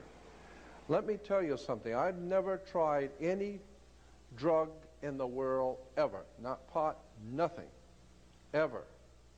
However, I am not so stupid as to not be well informed about the potentials for the mushroom. The magic mushroom, from all indication, is a sincerely important discovery that was made in the ancient and prehistoric world. This stuff works. The magic mushroom and other hallucinogenic drugs like that do something to the electromagnetic forces in the brain to open up your mind and open up your spirit to all kinds of profound things that you're just totally not aware of. So, while this is a hallucinogenic drug, nonetheless, this is a very important stuff here. Magic mushrooms are not to be laughed at. It is not a light thing. This stuff is very serious stuff.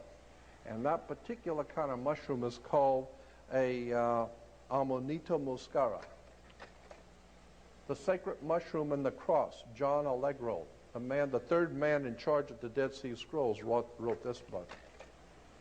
The sacred mushroom and the cross, a study of the nature and origins of Christianity within the fertility cults of the ancient Near East by John Allegro. John Allegro was the number 3 man appointed by the state of Israel, England, and America in charge of the Dead Sea Scrolls. The top 3 men that were picked in the beginning were all fired because of what they said was in the Dead Sea Scrolls that was not supposed to be said. All 3 men were fired. There is the Amanita muscara. Here in the catacombs of Rome, under the Vatican, you will find paintings in the old catacombs of Amanita muscara being the sacred tree of knowledge of good and evil. Well, the whole concept is if you take the mushroom, it opens up your mind to all kinds of off-the-wall things. Of course, you can talk to God. Here's a small group of mushroom heads. Here's another bunch of them.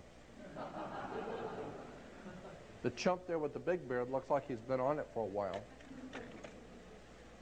Some more mushroom heads. There they are. So when you see these mushroom headdress, just remember that's where it comes from, mushrooms. The high priest and all the ancient world, all of them took mushrooms. Okay? So that's it on that. There it is, the high priest of Israel with the mushroom. Now,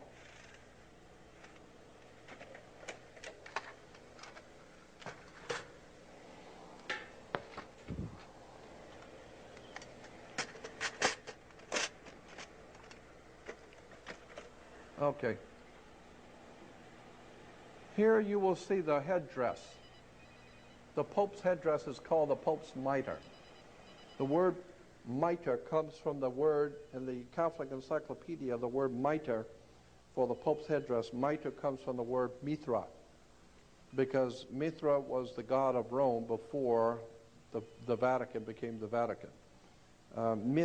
Mithraism was the worship that was going on in the Roman Empire. Now, the headdress is called the Pope's mitre. A lot of people do not know where that headdress came from. It actually goes back to the Hebrew, because here is an old wood carving picture of Christ before Caiaphas, the Hebrew judge, and Jesus is being brought before Caiaphas. And you will see on Caiaphas the papal headdress. And incidentally, you'll see that moon in front of the headdress. That's the symbol of the moon god, sin. This is why today you can still go to what is called a synagogue. Synagogue is the mountain of the moon god, Sin, Sin-Ai, or synagogue. But, again, the headdress is Hebrew. Why? Because, and this is very important, the ancient world believed that one of the gods, the most important god, was a fish god. And remember Amos and Andy with kingfish? Yeah, the fish god. This is why today even Christians still have fish on the car. It goes back to the old ancient Phoenician, Canaanite, Babylonian fish god, Dagon. Dagon, the fish god. Most Christians driving around with fish on their cars have no idea in the world why they got a fish with a symbol. It goes back to the fish god, Dagon. This is in the old Assyrian system. He was called Anis, the fish god. The Assyrian, again, Dagon, the chief god of the Philistines was Dagon, from which we get Dragon. Dagon, the fish god. You'll see he's wearing the fish on his head. Here are the priests of Dagon. This is why the Pope wears, you see, the fish head. The fish head of Dagon, the old pagan fish god of the Phoenician, Canaanite, ancient Phoenician, Canaanite, Assyrian, Babylonian, Sumerian worship of the fish god. So when you see the Pope, just remember that headdress is the worship of a very ancient pagan god. Here it is again, the fish head.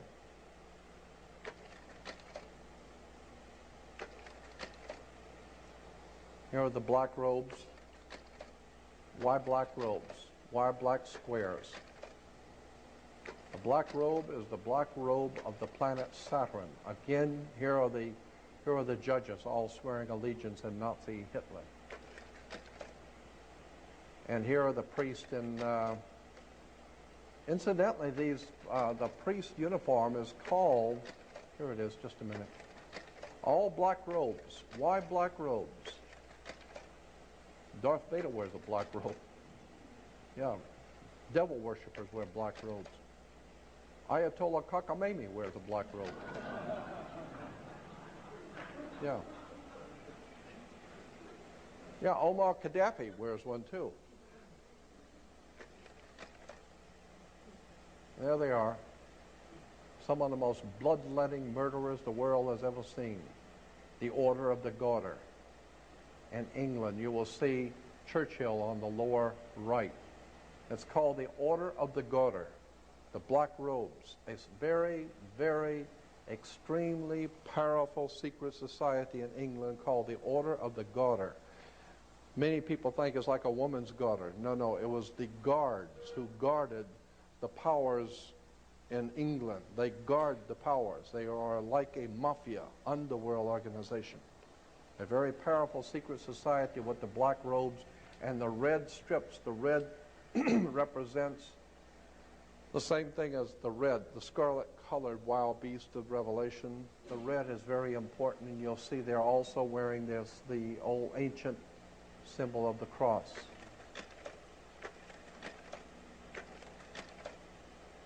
Yeah, Mussolini and the fascists, they also have black uniforms.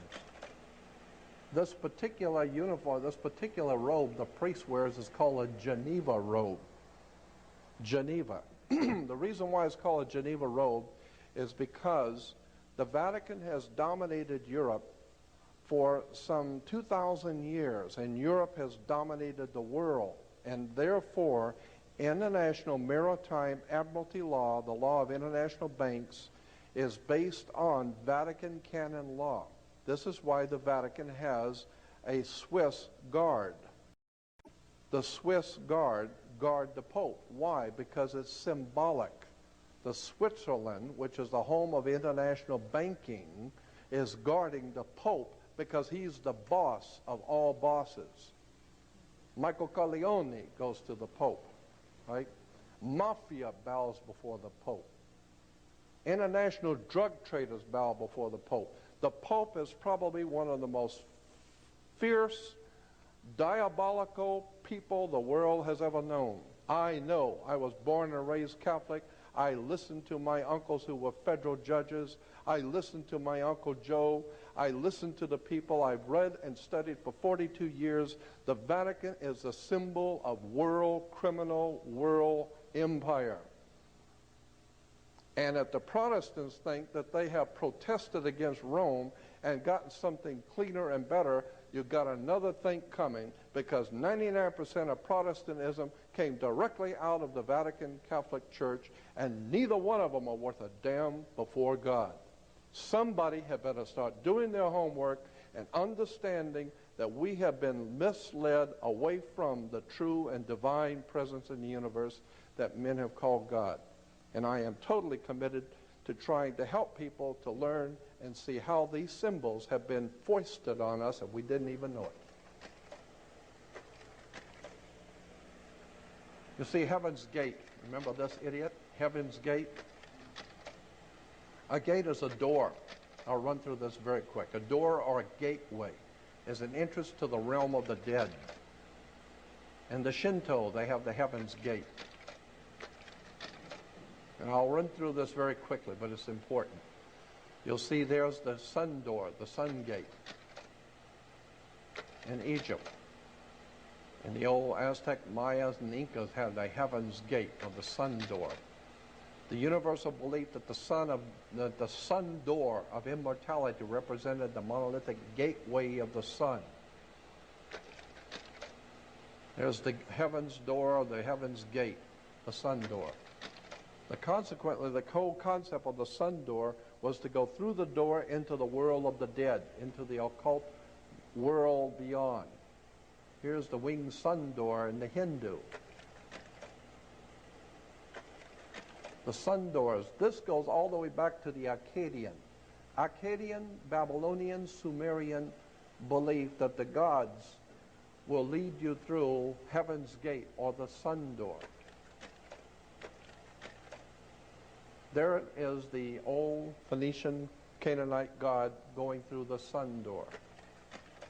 Here in the Vatican, you will see a colorful ceremony at the beginning of the Holy Year where the seal is broken on the holy door.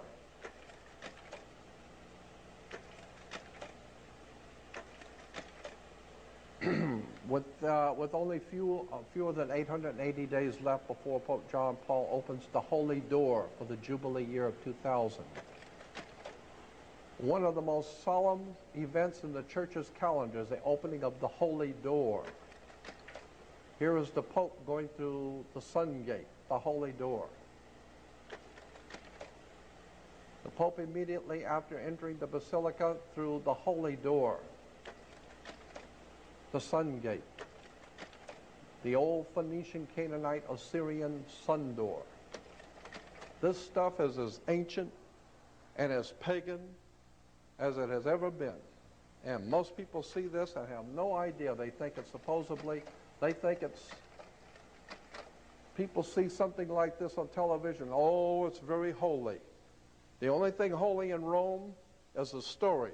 They're full of holes. The concept is the whole thing is nothing but a story.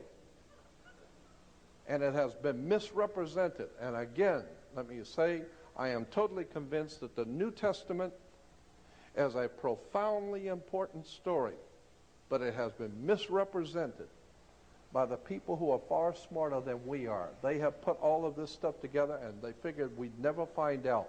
Well, I've taken 42 years of my life to go through this material, and I haven't even scraped the surface. I could go on for weeks talking about this kind of thing. The point I'm making here is that we need to wake up and find out what these symbols mean. I think this is getting where, yeah, here it is, Rome. Rome in the first century. I don't know if you know this, but in the first century Rome's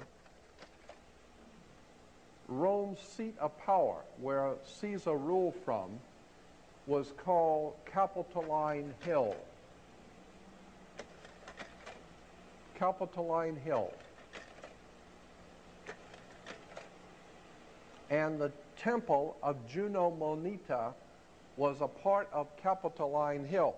Juno Moneta, which is where we get Juneau, Alaska. Juno Moneta is where we get the word moneta, is where we get the word money. It's because this is where Caesar coined his money, in the temple of Juno Moneta, money. So of course, Caesar, before he went in before the, quote, Senate, end quote, he had to go to the bankers. had to go to the temple to see what the bankers want before he goes into the Senate. There is Capitoline Hill. It's up on the hill. We still say that today. The president's up on the hill. Not realizing when you see the president of the United States up on the hill, this is all Rome.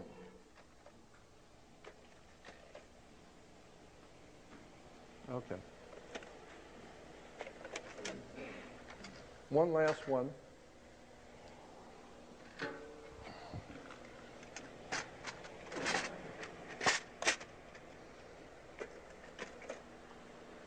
Yeah, domes. Domes are very important. The word dome comes from a Latin word domus. Domus gives us domesticated, dominate, Dominican Republic, domineering, domus. Domus meaning the presence of the divine. Domus. The presence of God, the presence of divine. Domus. And you'll find domes everywhere. Churches have domes. Religious buildings incorporate a dome. The Vatican, dome. St. Peter's, domus. Here we have from a publication showing Jesus giving the keys to Peter, the keys of heaven, the two keys. And you will see in the back the Vatican. Domus. So Jesus is giving the keys to Peter for him to rule through the domus. Now why is this important? It's because, in point of fact, the United States government has the same identical dome as the one in Vatican. Identical. It's because this government is dominated by international maritime admiralty law, the law of international banks. International maritime admiralty law is based on Vatican canon law. Vatican canon law is the law of banks and money. And consequently, that's why the Pope has a Swiss guard. Switzerland is the bankers of the world. Consequently, you need to understand what these symbols mean. Let's see if there's something else on here. No. Yeah, there it is, a mortarboard derived from a cap worn by Roman Catholic clergy. A mortarboard is now a symbol. The red square, yeah, these are squares. Here's the Pope bowing before a mafia. Yeah, you got to ask yourself, how come the Pope has to bow to get the square on his head? You better check this out and figure out, why does the Pope have to bow to politicians?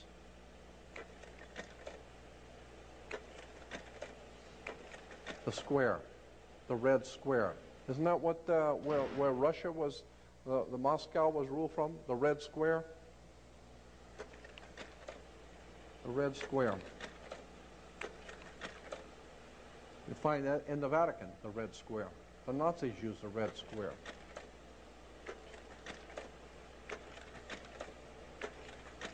I mean, even Union Bank uses the red square. And incidentally, the Union Bank goes back to Adolf Hitler. Adolf Hitler founded a bank with the gold he got from Jews. He founded a bank called the Reichsstadt All-German Union Bank. The Reichsstadt All-German Union Bank. Today, the Reichsstadt All-German Union Bank is known in our country as Union Bank. Union Bank was founded by Adolf Hitler. But don't take this personal. It's just business. Understand?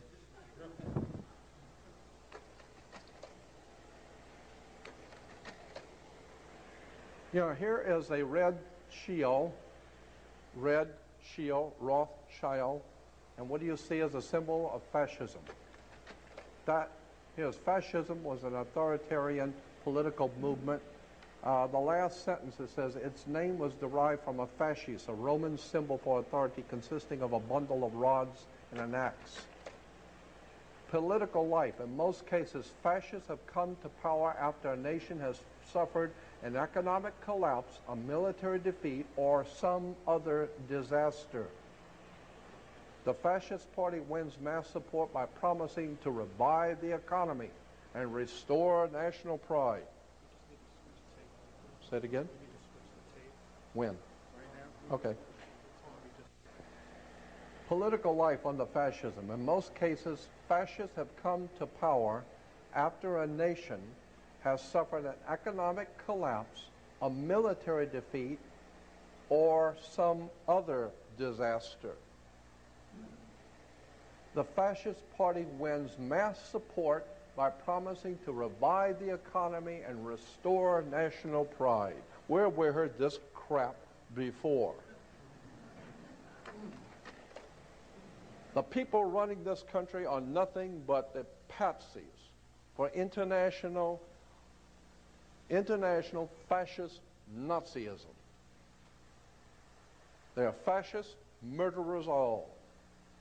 And one day, there's going to come a time when the divine justice is going to be having its way on this earth, and people like George Bush and all of the other fascist, Nazi, underworld, mafiosi murderers are going to bite the dust. You can bet on it. God has watched the coming and going of Hitler's for thousands of years, and it hasn't impressed him a bit. And the people that are running this government today, they're on their way out too, very soon.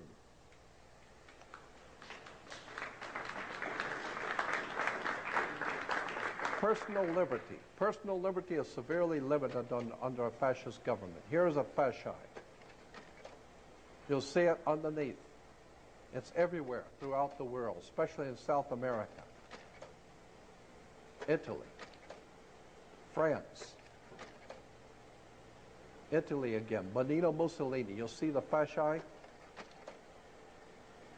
Fascism and of Italian domination. Here's Kurt Waldheim, fascist Nazi, ended up being the head of the United Nations. I don't know what that tells you about the UN.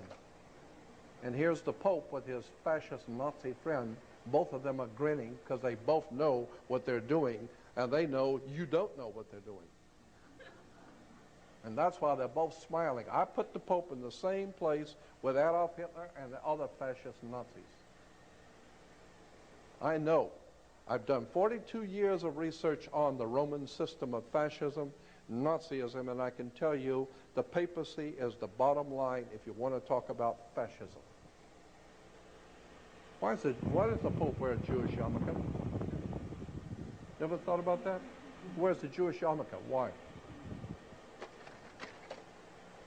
Here at the Vatican, Cardinal Pacelli, who later became Pope Pius XII, he signs a concordance.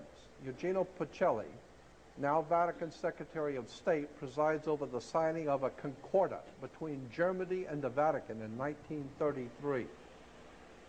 The Vatican signed contracts with the Nazis. There were two of them. They were called concordances. Now, how many people know that? The Pope signs contracts with Adolf Hitler. Here's Benito Mussolini in the Vatican signing contracts with the Vatican.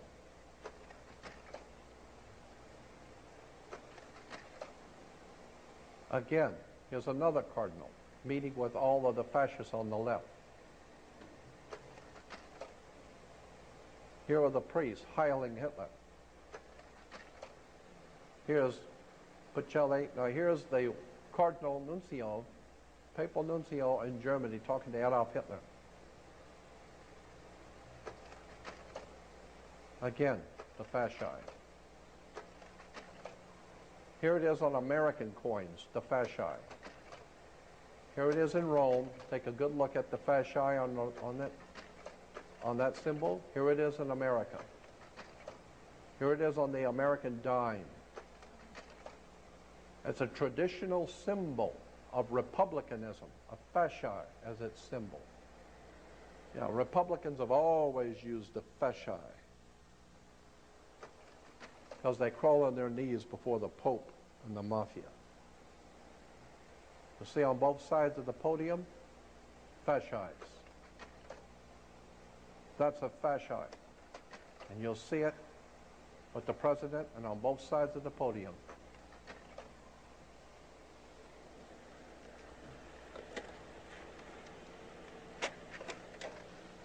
We can have the lights now.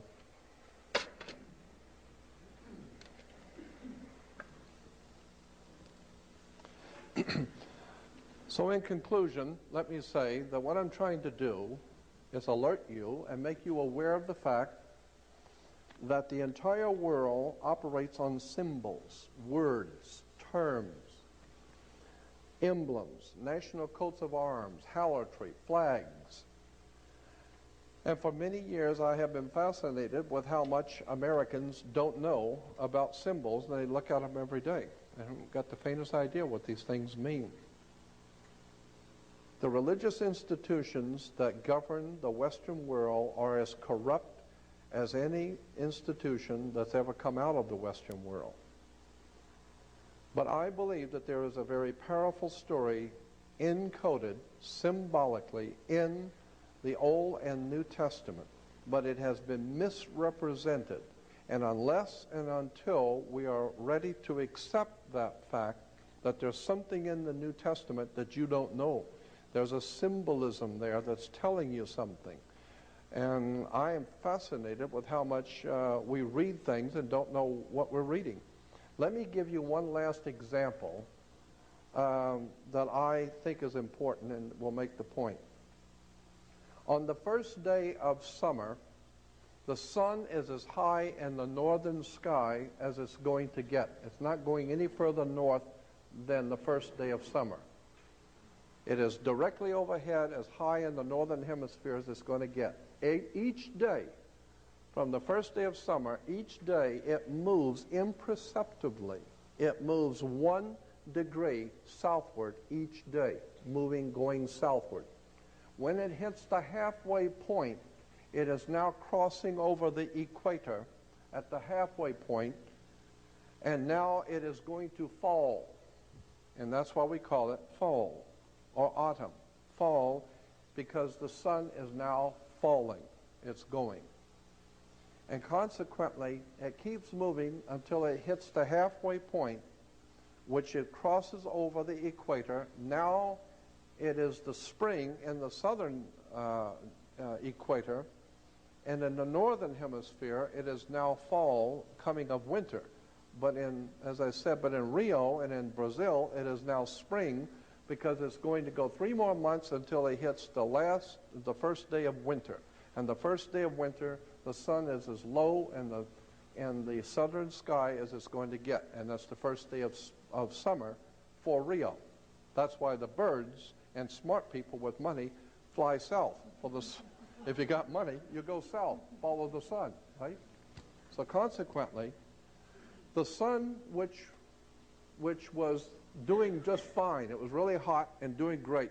And then when it reached the halfway point, the constellation that it hits every fall is the constellation of Scorpio.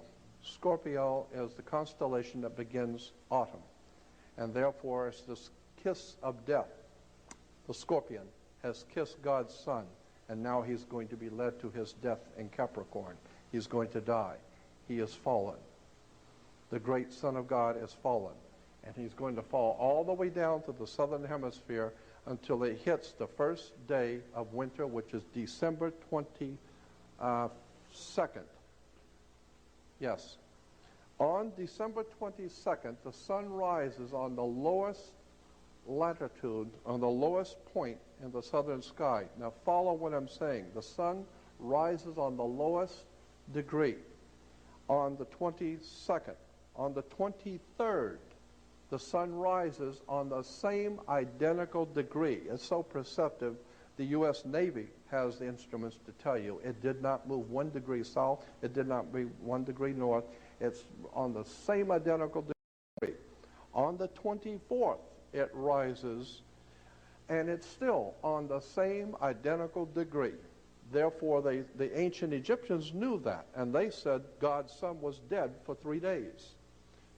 But on the fourth day, which is December 25th, United States Navy devices will tell you that the sun moved 1 degree northward. 1 small degree northward. It's just enough because the ancient people said anything that was dead for 3 days and has just moved 1 degree northward is born again. It's come back to life. Now it is on its way back to the northern hemisphere. And consequently, when it gets to the next quarter point, which is spring, and at spring it crosses back over the equator on its way back to, coming back to full grown and full into the northern hemisphere. Consequently, when you die today, we say the same thing the ancient Egyptians said. When someone dies, we say, grandmother passed last night, grandfather passed away, or uncle passed on. Always the word associated with death in the ancient world was passed. You passed last night. Grandmother passed on. But in the Egyptian, they said that when you died, you left from one world and went into another world. So you passed over into a next world. So when you died, they said, grandfather passed over last night. And I've even heard that term, grandmother passed over last night. Why? Because the sun, which was brilliant in the summer, it hit at halfway point, it crossed over the equator, so it passed over the equator going to the full day of full summer in the southern hemisphere. In the spring, it's coming back and it passes over the equator again, coming back. And in the ancient world, there was a celebration in the northern hemisphere because the sun, which was dead in winter, has been reborn on December 25th and has now come back to life. And they called it the Passover. So that the Passover is nothing more than the sun passing over the equator. The Passover. Okay? So consequently, when you're, oh, it's a very holy, oh, the Passover. What are you talking about? Sun worship, airhead? Wake up. That's all it is. It's just worship of the sun passing over. And so consequently, the Passover happens on the first week of spring. Well, isn't that strange? That it would happen in the first week of spring. Now, of course, Christians would not want to have anything to do with this because this is the Jewish celebration of the Passover. So Christians wouldn't have anything to do with that. But we're still going to be worshiping the sun, but let's call it, let's say that instead of the Passover, let's say that God's Son is, say, resurrected. Let's say he's resurrected and has come back to life. Well, the sun has been resurrected, has passed over. And so Christians go out on the first day of Easter, Ishtar, and have an Easter sunrise service. Why? Because that's all it is sun worship. You're worshiping the sun on a sunrise service because the sun has passed over, and the Jews call it Passover, Christians call it resurrection. Wake up, it's just sun worship. And until such time as you understand that God does not have anything to do with ignorance, it has nothing to do with the pagantry and all the crap that we have been fed by government, religion, politics, church, and all of it. It's all manipulation. What we need to understand is that there is a divine presence in the universe that demands justice and demands intelligence. And that's what I'm here to do, to help people to understand, to get back in tune with the divine nature of the universe. And I believe that that's going to be required very soon, because when all the systems break down and the Christians for the first time begin to think about it, where is Jesus? I would have thought he would be back by now. You need to understand that there's a very powerful story in the New Testament that is telling us what God's thoughts are. But you need to understand it is symbolic, and there's a powerful story there. And one day, if I am invited back, I will do nothing more than for 4 hours do a whole theological discussion about the New Testament and the real story that's encoded in the New Testament, because I believe it's a very powerful story, but it's not the one you think it is. So consequently, my last comments are, I do not wish to offend, I wish to educate, because I believe that's what the divine presence in the universe would want is truth. Know the truth and it will set you free. And I want to thank you.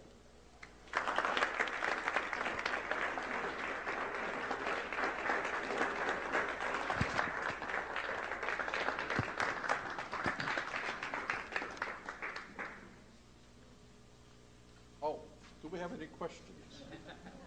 And of course we do. Okay, let me get my mic.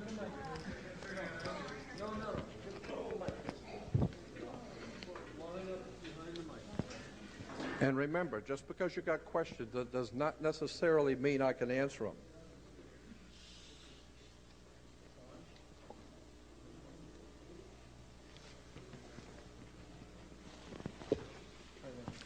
Oh, thank you. Thank you. Jordan, you've answered two very important questions tonight. I now know what who Ohm refers to, OMM, in the movie THX 1138, who George Lucas very cleverly put in as the god of that whole society that they talked to and who they addressed. And I also now understand why there was a dome in the original Daystar story. And I now know why that was not allowed to ever make it to the screen, and you told me it probably wasn't ready, there was something missing. I now know what the dome means, and here I put it in there, I didn't even know what it meant. Right. Thank you. Now I want to ask you, till the day star shines. Yes. Can you talk a little bit about what Peter meant when he wrote that? And the day star rises in your heart. Peter said to continue until the day star rises in your heart. The word day star, Lucifer. Lucifer is the day star. Lucifer is nothing more than the planet Venus. Go look it up in Encyclopedia Britannica. Lucifer is Venus. And Lucifer, being Venus, was the light bringer. And the ancient Roman religion, that's actually based on the ancient Egyptian, just in the morning, the early morning, the priest in the city of On and all the ancient priests who were sun worshippers would go out at 4 o'clock in the morning, 3:30 to 4, and face the east, and when they would see the planet Venus rising, it's a beautiful, if you've ever been up at 4 o'clock in the morning to see Venus, it's magnificent. It's a beautiful, bright sky and the light in the sky. And the ancient peoples realized that when you see that star rising, the sun is right behind it. So it announced the coming of the sun. So it was a beautiful announcer, for the sun was coming. And so it was called Lucifer. Lucifer was the bringer of the dawn, the bringer of the light. And it's called the day star. The day star is the star that brings the day. Day star. Lucifer is nothing more than the planet Venus. Period. Go look at any encyclopedia, go look up in any reference work, I don't care if it's Catholic, Protestant, any Bible reference work, it'll all tell you, all of them, they will tell you Lucifer is nothing more than the planet Venus. But it's highly symbolical, and it means something. It means that light is coming into the world. But the scripture says that the light came into the world, but the world was not worthy of it. Intellectual and spiritual enlightenment is trying to tell you something.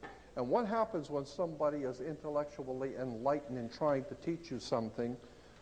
If you're sleeping in bed and you're sound asleep in bed and someone lights up a 600-watt bulb next to you, the first thing you're going to do is turn away.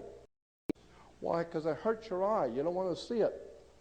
And then you're going to be mad that somebody did that to you and woke you up with a 600-watt bulb. Why? Because intellectually, someone who is brilliant, who's trying to enlighten you, and you've been sleeping all your life, you're going to be offended that somebody has now caused you to have to think and giving you enlightenment. So consequently, that's what we see all the time. I don't want to see it. I don't want to hear it. Lucifer is nothing more than the day star that brings the day. And it's been misused and misunderstood. Is there a virtuous day star? Oh, yes. Thank you. Yeah. Symbolically, there's a very powerful story in the symbolic symbolism of Lucifer, the day star, who brings the light of day. It's a very interesting and very important story, yes. We'll talk about it later. I just want to thank you for all this symbolism because I'm really into it because of my art background and Flower of Life. But I just wanted to ask you quickly about, I heard somebody mention on the radio about the Twin Towers, about Gemini, something about the Gemini, the stars, The twins. twins Yeah, you saw for the that thing on Gemini, the and twin also symbol. 9/11, huh? Yeah. The twin phallic pillars, too, I was showing you. Yeah, right away I thought it said Twin Towers when That's you were it. showing all the phallic signs. But I wanted to know if you could add anything on to that, and also the 9/11. Yes, I will say this, that we today in the Christian West believe that astrology is all of the devil, and actually the word devil is nothing more than the D put in front of the word evil. You write evil and put a D in front of it, it becomes devil. Devil, evil, and God is actually taking one of the O's out of good, and it becomes God. God is good and devil is evil. It's just use of words. But in point of fact, there is a very powerful symbolism in this double phallic symbol. And so what I'm saying is that we've been given to believe and understand that astrology is evil, is of the devil and all that, and have nothing to do with it. Why? Because the church does not want you to discover the name of the tomb. The church does not want you to discover that for as far back as the human race goes, the kings, the rulers, the princes of the earth, all of the intellectuals, all of the most important people in the world know that the whole universe operates around the God's divine plan of the ages. It's astrology is from God. That's from the Bible. And consequently, until we have the proper respect for original astrological concepts, we're never going to figure out what these symbols mean and why we're in the trouble we are today. Astrology is a very powerful symbol. And it was used by the ancient Hebrews. It was used by the ancient Christians. And why do you think you have in the Bible, the Old Testament, the 12 brothers of Joseph, and the 12 tribes of Israel, and the 12 apostles? What are you talking about? 12, 12, 12. Why 12? It's the 12 signs of the zodiac, the 12 hours of day, the 12 hours of night. God's Son, that's why 13 is an unlucky number. God's Son, with his chosen 12, is a divine number in heaven, 13. So consequently, the whole of Western civilization is based, all religion is based on astrology. We just don't know that. And that's why the church has told you have nothing to do with it, because they don't want you to know the real truth. We need to understand astrology is the basis for all religions in the world. And then the 9/11, The 9/11, I could get into that too, but another time? yeah, another time, because Okay. it would require too much. Okay, thank you. Yeah. The only thing I would say is that my phone number is 505-9911. 9/11. That's my new phone number. 505-9911. 9/11. Anyway. I just wanted to ask you if you had any comments on the red planet Mars, and if there was any symbolism to the fact it recently passed at its closest point to the planet Earth, and we're now in a war. Yeah, let me say this. That opens up a whole can of worms, because I met many times, but I met up in Oakland. About 4 or 5 years ago, I met up in Oakland with about 8 other people. It was a secret meeting I was invited to. And for 3 days and 3 nights, we were all enclaved at the hotel. Richard Hoagland was there, Richard, myself, and there was 6 or 7 other people. And what we did is we paid for the restaurant and the hotel. We paid, all of us chipped in and paid for the particular table in the back of the restaurant for 3 days. We took it over and commandeered it for 3 days. And the idea is that the 8 or 10 of us, whatever it was, would sit there from morning till night and go through each other's work. Richard Hoagland sat right with me for 3 days and heard all of my material, heard it all, and we talked about Mars, and he divulged a lot of stuff that he's never talked about in public. And that was a very fascinating time. Incidentally, he went on Art Bell and was talking about all the Masonic symbolism at NASA and all that stuff. And that was my stuff. I'm the one that told him that. And I called him after I heard him on Art Bell. I called him and said, I told him, I said, Richard, it was great, sensational. I said, where'd you get all that information? He said, oh, well, I got it from you. I said, you got it from me? 3 hours I sat and listened to you on Art Bell. I didn't hear my name. Did I hear my name? I was wondering where you must have got that from. I thought we had an arrangement. What we said up there in San Francisco, up in Oakland, was not ever to be discussed in public, right? So I'm the one that brought David Icke to America, incidentally. So if you like David Icke, I'm the one that brought him here. If you don't, I'm the one that brought him here, and I'm not very happy about that. I'm very unhappy with David Icke. But anyway, huh? Thank you. Yeah, I brought David Icke to America, and I financed him to make him a star. I've seen the day he doesn't even talk to me, doesn't even say hello. But Mars, yeah, I think that there's a whole story about Mars that has not been told, and it's going to come out, that there might very well be life there now. Do you know that Tom Van Flander has a website, and he's one of the most legitimate, de jure, real physicists, plasma physicists in the world today, a very important man. And he has on his website pictures of artifacts on Mars's surface that I've never seen before. He's got pictures, actual zoomed-in pictures. And you got to remember, Tom Van Flanders is a very important man in the world of science today, and he's got pictures of cylinders on the face of Mars going into the Earth, into Mars and coming out. They're like a subway system, and it's like plastic or glass, and you can see the wrappings around, some kind of material wrapped around these cylinders. They must be huge, but they come out of the surface of Mars and go back in. They go behind huge mountains and come back out and go back down again. It looks like a subway system. And when you look at this thing, you tell, what the hell is a subway system doing on Mars? And in this article, he's saying that there are many things that NASA has known that's on Mars that they haven't told you yet. Subway systems, and this is very highly technical, the way he explained it, to be able to do what whoever this was that did it, to be able to build around mountains and sweep down into the ground, come back out over here, go around the mountain over here and come back in. Who knows how to build subway systems like that? And you can see through them. You can actually see through them. So they're either plastic or glass or plexiglass or something. I think that there's a lot more going on the planet Mars right now, and there may even be a civilization there now watching us. Maybe that's where we came from originally. I mean, I've sat with Zachariah. I sent Zachariah Sitchin around the world, I think 6, 7 times.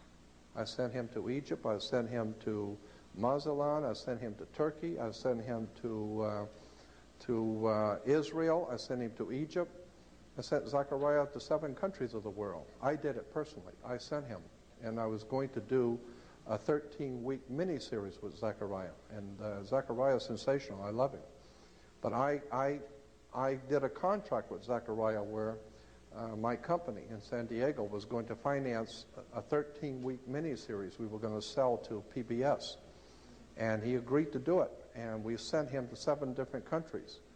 And then the poor mentally deranged moron that I was working with that held the checkbook decided one halfway through the project that she didn't want to finance it anymore. She didn't want to do it anymore. That's it. And I had to call Zechariah and tell him, Zechariah, you're not going to believe this. You know, this woman has pulled out on us at the last minute. She's got the money, but she just decided she didn't want to do it anymore. And of course, my feeling is Zechariah Sitchin, he doesn't care. I mean, hell, I sent him around seven countries of the world and sent him to all the best hotels and financed him and sent him all over the earth. Hey, if you got any other brilliant ideas, you know, give me a call. I mean, he wasn't offended. But there's all kinds of people that I have been in contact with for many, many years behind the scenes that I've never told anyone. And 12 years ago, I produced a video called Matrix, Matrix of Power.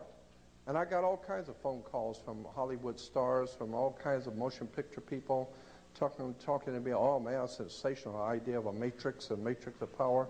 And then, of course, then they come out with a movie called Matrix. You know, so I've been on the cutting edge of this stuff for many years, and I have Goldie Hawn and Kurt Russell used to get my stuff out in Santa Monica at the Mandela Books, and some of the stuff that was in my old basic slide presentation ended up in one of the movies called Stargate. I mean, I've been supplying Hollywood, and I know I've been doing it because I get phone calls from big-name movie stars saying, oh, that was sensational. Well, we ought to make a movie on that. And then a year or two later, there's a movie on it. And so last time I got a very important movie star called me and said, oh, man, your stuff is sensational. I love it. Got all of your tapes. And I said, do you really like it that much? Oh, yeah, sensational. I said, did you ever send me a check? You know, you ever thought about cutting me a check? Oh, no, well, no, there's no problem. We'll do that. Yeah, I'll get around to that. No, I've never received a dime from anyone, not even a thank you.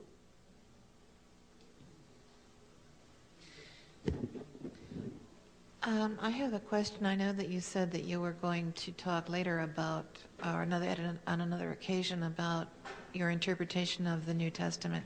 Hopefully, I will. Well, hopefully you will, yes. But what about the avatar stories from around the world? You know, the ancient Krishna and Rama and Osiris stories and so forth. I also, years ago, heard someone talk about the incident in the New Testament in which Lazarus is described as rising, and showing that the exact same story occurs in ancient Egyptian mythology, where Bethany is Betanu, and Lazarus, I believe, is Lazareu. I mean, it's exactly the same story. The names are changed just ever so slightly. So there are obviously these correspondences through time and yes. different places, but what do you think about the fundamental concept of the avatar phenomenon?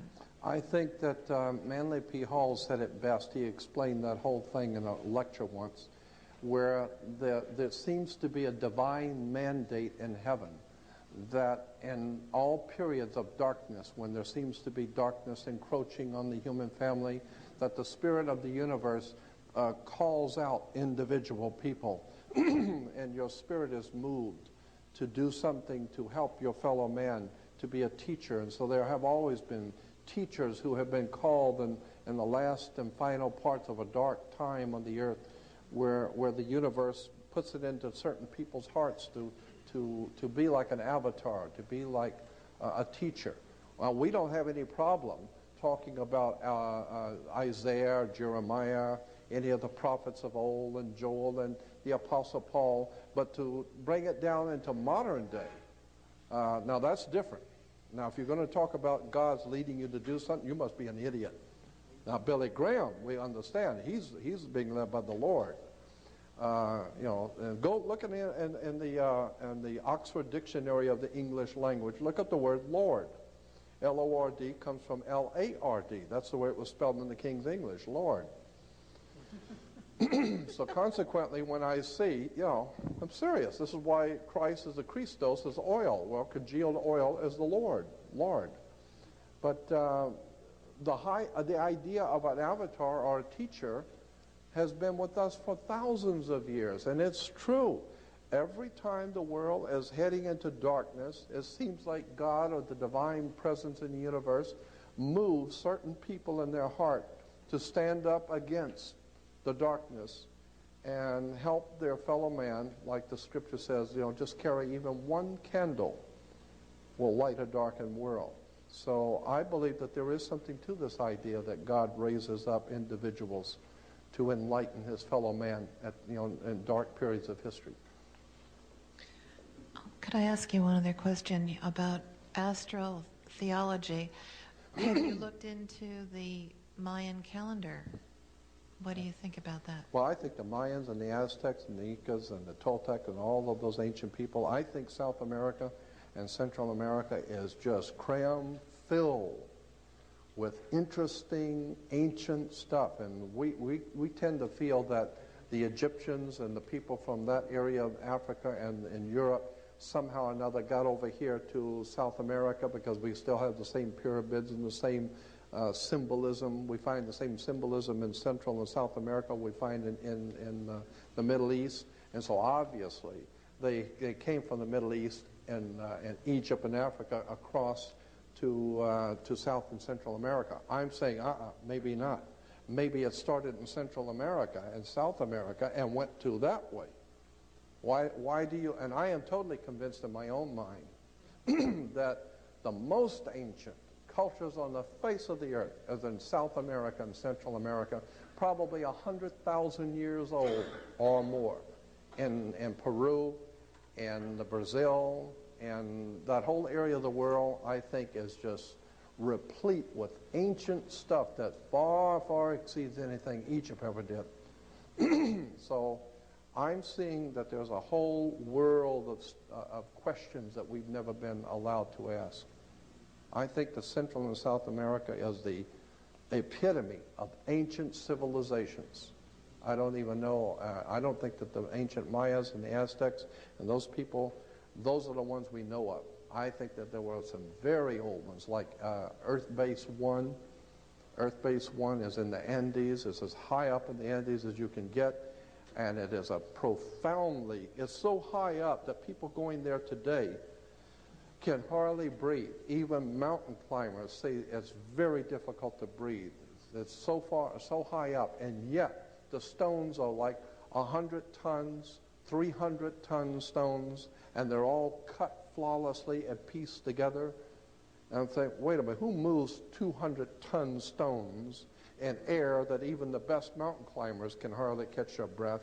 And there's no way to plant food up there. You don't plant anything up at that height. So how did these people feed themselves and move 200 and 300-ton stones? And not one, from all over. They're just huge temples built with these stones. And I'm saying somebody better start looking at this. I'll tell you what I think really happened. I think that we are a creation of someone else. I think that's what happened. I think somebody came here a long time ago and created us. And they're still with us. Where is Earth Base 1 that you refer to? It's I'm not sure. I think it's Ecuador, but I'm not sure. But I'll tell you where you can find it. Well, you just look for it. It's just called Earth Base 1. You can look for it in reference works. And on the web, they got a lot of material on Earth Base 1. They call it Earth Base 1 because it seems to be the oldest city on the earth. Incidentally, they say Jericho was the oldest city. No, Jericho is not the oldest city in the world. Heaven. Earth Base 1, now that's old. You know the story about the walls come tumbling down from Jericho? There's only one problem with that story. Jericho never had any walls. You know, I don't know how the walls could fall down from Jericho when they never had any walls. But we don't let things like that bother us. But what I was referring to about the Mayan calendar, 2012, I mean, do you think... 2012, I know. I don't know what that's going to bring, but I got a feeling something very big is going to happen in 2010 to 2012. We're already in the age of the fifth sun now? I think that's what they call it. All of that kind of stuff, I think, is very, very legitimate. I'm not a world's foremost authority on it, but I know enough about it to know it's very legitimate. Yes? Hold on a second. They want to do a quick tape change. Okay. So then I got my 2 questions. I'll drink to that. Okay.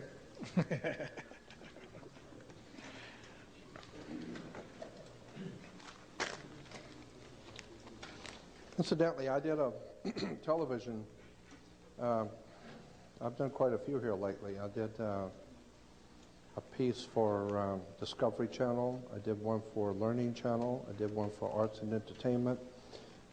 I did one for CBS. Okay. We're rolling. Oh, okay. All right. I was just going to tell you something that happened on that Well, go ahead, and then I'll ask my occasion when I was working for. That kind of points up what the networks are all about. Well, let me just tell you very quickly. I was hired to do 3 of a 4-part series. The 4th one I didn't work on, but the 3 I did. And the 4th one was, or the one I did not work on. You may have heard about it. It's called The Incredible Discovery of Noah's Ark on CBS. I did not work on that one. That was the 3rd in the series. The first 2 was the Ancient Mysteries of the World Part 1 on CBS and Ancient Mysteries of the World Part 2. Then came the Incredible Discovery of Noah's Ark, and then came the 4th one, which is Ancient Mysteries of the World, in which Anthony Hilda was on that one with me.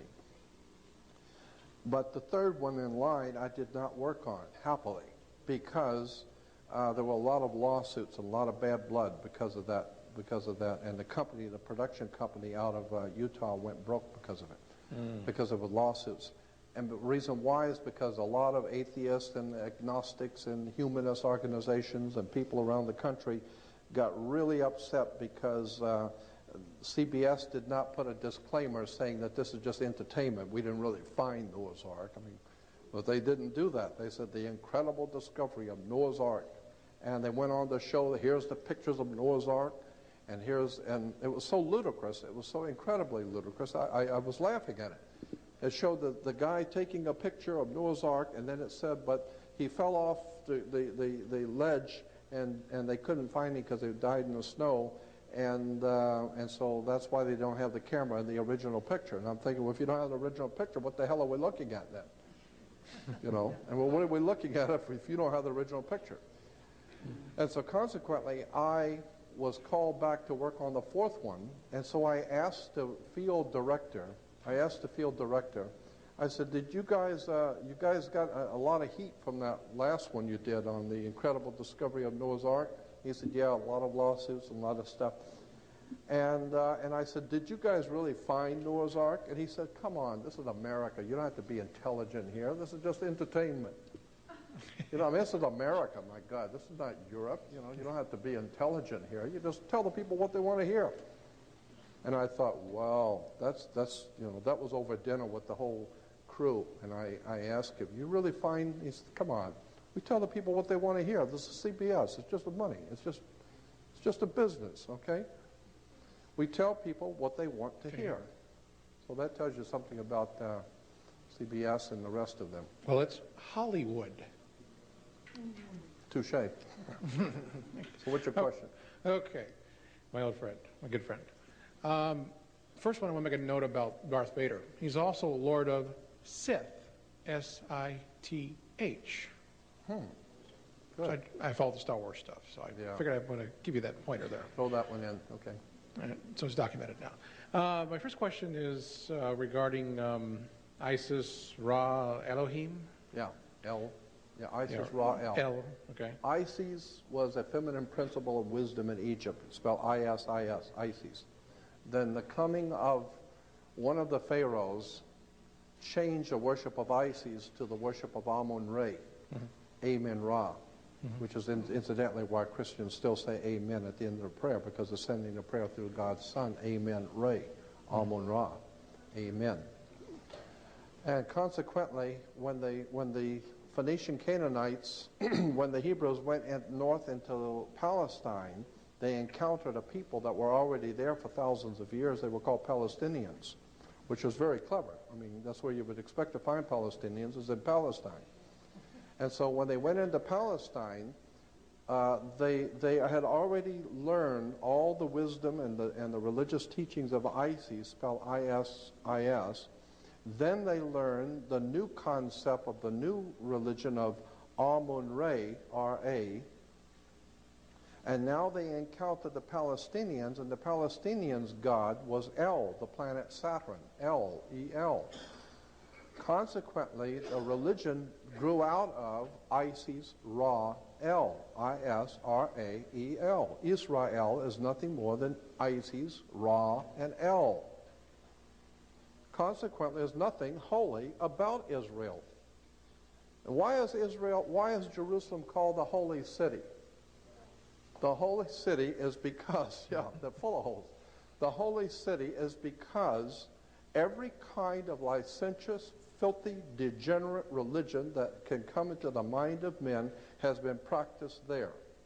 Everything from child sacrifice, pornography, violence, human sacrifice, I don't care how filthy it is or how dirty it is, they were doing it in Jerusalem. And that's why symbolically God's Son, the light of the world, would say to Jerusalem, Jerusalem, Jerusalem, killer of the prophets and stoner of those sent to you. Anything that is truly enlightened and intelligent wouldn't have a damn thing to do with you. All you do is child sacrifice, pornography, violence, money grubbing, money changers. The whole thing was filthy from day one. There ain't nothing holy in Jerusalem. Ain't never been nothing holy in Jerusalem, and there's nothing going to be holy in Jerusalem, Salt Lake City, Rome, or any place else. Religion is nothing more than manipulation of the human mind. There is a powerful spiritual dynamics to the universe, but unhappily most Americans haven't got into the faintest idea about any of that. And I think that that's what's coming. I think there's going to come a time when we're going to start thinking in terms of, wait a minute, let's back up and look at this all over again. Who are we really, and what is astrology, and what is the Bible, and who really wrote it? And that's what I'm hoping to do, to be able to enlighten people that there's something else going on we haven't been told. Yes, what else? And the final thing is, a friend of mine wanted me to ask you, where does the Jesus, the oil Christ, story actually fit then? What is the, or who is Jesus Christ to you, or is your understanding of these things? Well, Christ is merely oil, and oil was used to anoint kings and princes, and all of the ancient world. All the ancient world always anointed their kings and rulers and princes with oil. They poured it in the head of the kings and princes, and they were, therefore you were anointed. The word anoint was a word that was used in relation to sex. And so the king always represented the penis head. The king was always the big cock in town. He was the major penis head. He was the major man. He represented the male fertility. And all the women belonged to him. He was the king. So he represented the male phallic. And in the ancient world, they always lubricated the head of the male phallic in sex. So that's why you would anoint the head of the king. The head of the king represents the head of the penis, because the whole concept of man ruling is a sexual thing. It's been around for thousands of years, the war between male and female. It's a war going on between male and female. And in the patriarchal system of things, the king represented the male phallic. And we got a bunch of Peter heads still running in Washington, D.C. They're all a bunch of penis heads. They think with their penis. They think with their penis. That's all they are. That's all. You know, Bill Clinton, he thinks he's the only one. That whole thing is filthy. It's nothing more than sex and power. We're talking about mafia, sex, drugs, entertainment, buying and selling. Anyway. Hello, Jordan. I hope I don't offend anyone. That was great, and my name being Christopher, which involves the Christos, or the Christopher, yes, carrier of Christ, or whatever. I've had to go with that my entire life. I think it's a wonderful name. I think it's a wonderful, wonderful name. It made me think there when you were talking about it, how, you know, oil, of course, to the ancient world was also things that kept an artificial light going in the darkness. Exactly. So that's probably where that applies. I had seen you before talking about the water carrier, the bringer of water, like in the Last Testament. Aquarius. Yeah. Right. Yeah. Could you talk a little bit about the symbology there as it applies astrologically now that we're going from the Piscean into the Aquarian? And Luke 10:22, in the book of Luke, Jesus is saying to his chosen 12, this is a symbolic story, and Jesus is saying to his chosen 12, they ask him, where are we to go now that we are going to celebrate the last Passover? Where are we to go? And he says, go into the city, and you will see a man carrying a water pitcher. Go into the house of the man with a water pitcher. Well, anybody who has ever read anything about astrology knows that the house of the man with the water pitcher is the house of Aquarius. So every 2,000 years, and everyone has a different calculation. The Chinese say it's 2,150 years. The Egyptians said it was 2,125 years. The Sumerians said it was 2,100 and something years. So everybody's got a different calculation. That's why Jesus said, no man knows the day or the hour, only the Father who knows. But every 2,000 years, the sun enters a new constellation of the zodiac at the equator. If you go to the equator and stand right on the equator and look east, and when the sun rises, you will see a constellation of the zodiac. And for 2,100 years, the sun rises on that constellation. But you will see it at the beginning, it's over here. And for 2,100 years, the constellation keeps moving until it hits a point over here, and now it's leaving. And now the next constellation is coming in. So every 2,100 so years, the next constellation moves in. So God's Son is our risen Savior. He rises in the next constellation of one of his chosen 12. And so in Luke 10:22, he says, go into the house of the man with the water pitcher. What we're talking about is Jesus was the great fisherman, represented by the fish, because it's Pisces. We've been living in the age of Pisces for 2,000 years. So when we hear people today saying we're living in the end times, the last days, we are living in the end times, last days of Pisces. And before Pisces, go backwards. This is the way you do it. You go backwards in the zodiac, not forward. What was the constellation 2,000 years before Jesus? Was the Aries, the ram. That's why the Jews blow the ram's horn. The shofar is when the sun would come up, they would blow the ram's horn, because it's the 2,000 years of Aries, the ram, God's son in the age of the ram. And that was, and then of course Moses inaugurated the 2,000 years of Aries, the ram, that blow the ram's horn. And that's why when Moses comes back down from the mountain, he sees the children of Israel worshiping a golden calf. Golden, the sun. Calf, Taurus, the bull. The Taurus, the bull, golden calf. Consequently, the Jews were into astrology. And they realized that every 2,100 years, the Son, the Redeemer, our risen Savior, will come back into his kingdom. And now we're waiting for God's kingdom to come and his will to be done on the earth as it is in heaven. Meaning that we're waiting for the sun to rise on a new dawn, a dawning of a new era, in which mankind will now step into the age of Aquarius for the next 2,000 years of human existence. The Bible is replete with this stuff, and all you got to do is spend hours and days and weeks at the seminars and the seminaries and talk with the rabbis, and they all tell you, of course, that's what it's all about. I had one of the highest ranking rabbis in America.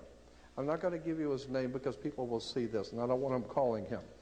But he's back in Massachusetts. He's probably gone now. This is many years ago.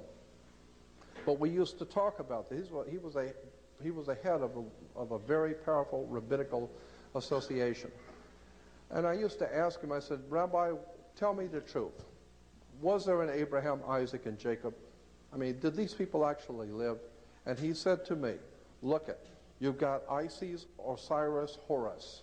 You've got Brahma, Vishnu, Shiva. You've got Father, Son, and Holy Ghost. Hey, we're Jews. We've got to have something too, right? Everybody's got to have a triune God. Brahma, Vishnu, Shiva, Osiris, Horus, Isis, Father, Son, Holy Ghost. So we got to have something. Okay, so we got Abraham, Isaac, and Jacob. How do you like that? Well, was there an Abraham, Isaac, and Jacob? I don't know. Was it an Osiris, Isis, and Horus? No. Well, it's just a story. There was no Abraham, Isaac, and Jacob. There was no Abraham. Abraham, the Jewish reference works will tell you, was Abram. Abram. Abram. Ab, A-B, in the ancient Hebrew meant father, and Ram was the ram, Aries the ram. He was your father for 2,000 years. He was your father. Abram. Abraham, Isaac, and Jacob is nothing more than the triune God. And the triune God is nothing more than the sun in the rising, the sun at 12 noon, and the sun in the evening. The newborn, the full-grown, and the man that dies. The triune God. And that's why it's still the sun. It's the sun in the morning, it's the sun at high noon, and it's the sun at night. So it's still the same God. It's three persons in one God. Yeah, the one God is the sun, and there's 3 points in his life. So consequently, this is a fascinating material when you start talking to the rabbis and doing the research and you find out, my God, how long have you known this? You know, have you known this all your life? Yeah. And I said to him, why don't you tell other people this? I mean, this is fascinating stuff. And he said, look, what do you want me to do? I got to go out and get a job? Come on. You know, if I tell people what the real truth is, I mean, I'm not going to be a rabbi very long. So anyway. As far as you know, is there any validity to the stories of Jesus fathering children to Mary Magdalene? That's the very interesting, that's Holy Blood, Holy Grail, British Israel, Holy Blood, Holy Grail material. That's very interesting. I don't think so at all. I don't think there is. I think it is a front. I think it is a story that's being put out by the Illuminati to give legitimacy to their coming world power, that they want to run the world, and therefore they got legitimate reasons because Jesus is their father, their great-great-great-great-grandfather. So I don't think there's any validity to it at all, but I do think British Israel Freemasons are using it. The British Israel philosophy is nothing more than a front for a group of men who think they're going to control the world, and they're trying to lend legitimacy to it by saying that Jesus fathered them. I know that whole story. Believe me, I've been following it for years. It first came out to my attention from Holy Blood, Holy Grail with Bajent Lee and Lincoln, but my God, since then there's been about 25 books written on that subject of Jesus fathering children. I don't believe it for a minute. I think it's a front story. I think it's a cover story for the Illuminati who's trying to take over the world and make themselves look legitimate. They're nothing but scum as far as I'm concerned. Jordan Maxwell, please give him a hand. Thank you, Jordan. Thank you. This guy could go on for weeks with this stuff, and sometimes will, unless he's... I'm assuming that I'm through here. I guess that's what... Yeah, we've just given you the hook here, kid. Listen, thank you for showing up on Rose Bowl night. Thank you, Wendy, for carrying on. The Joan of Arc, when the country is at risk. If it wasn't for her, we wouldn't be here tonight. Give Wendy a hand, please. God bless. And Happy New Year to you all. And good night. And good night.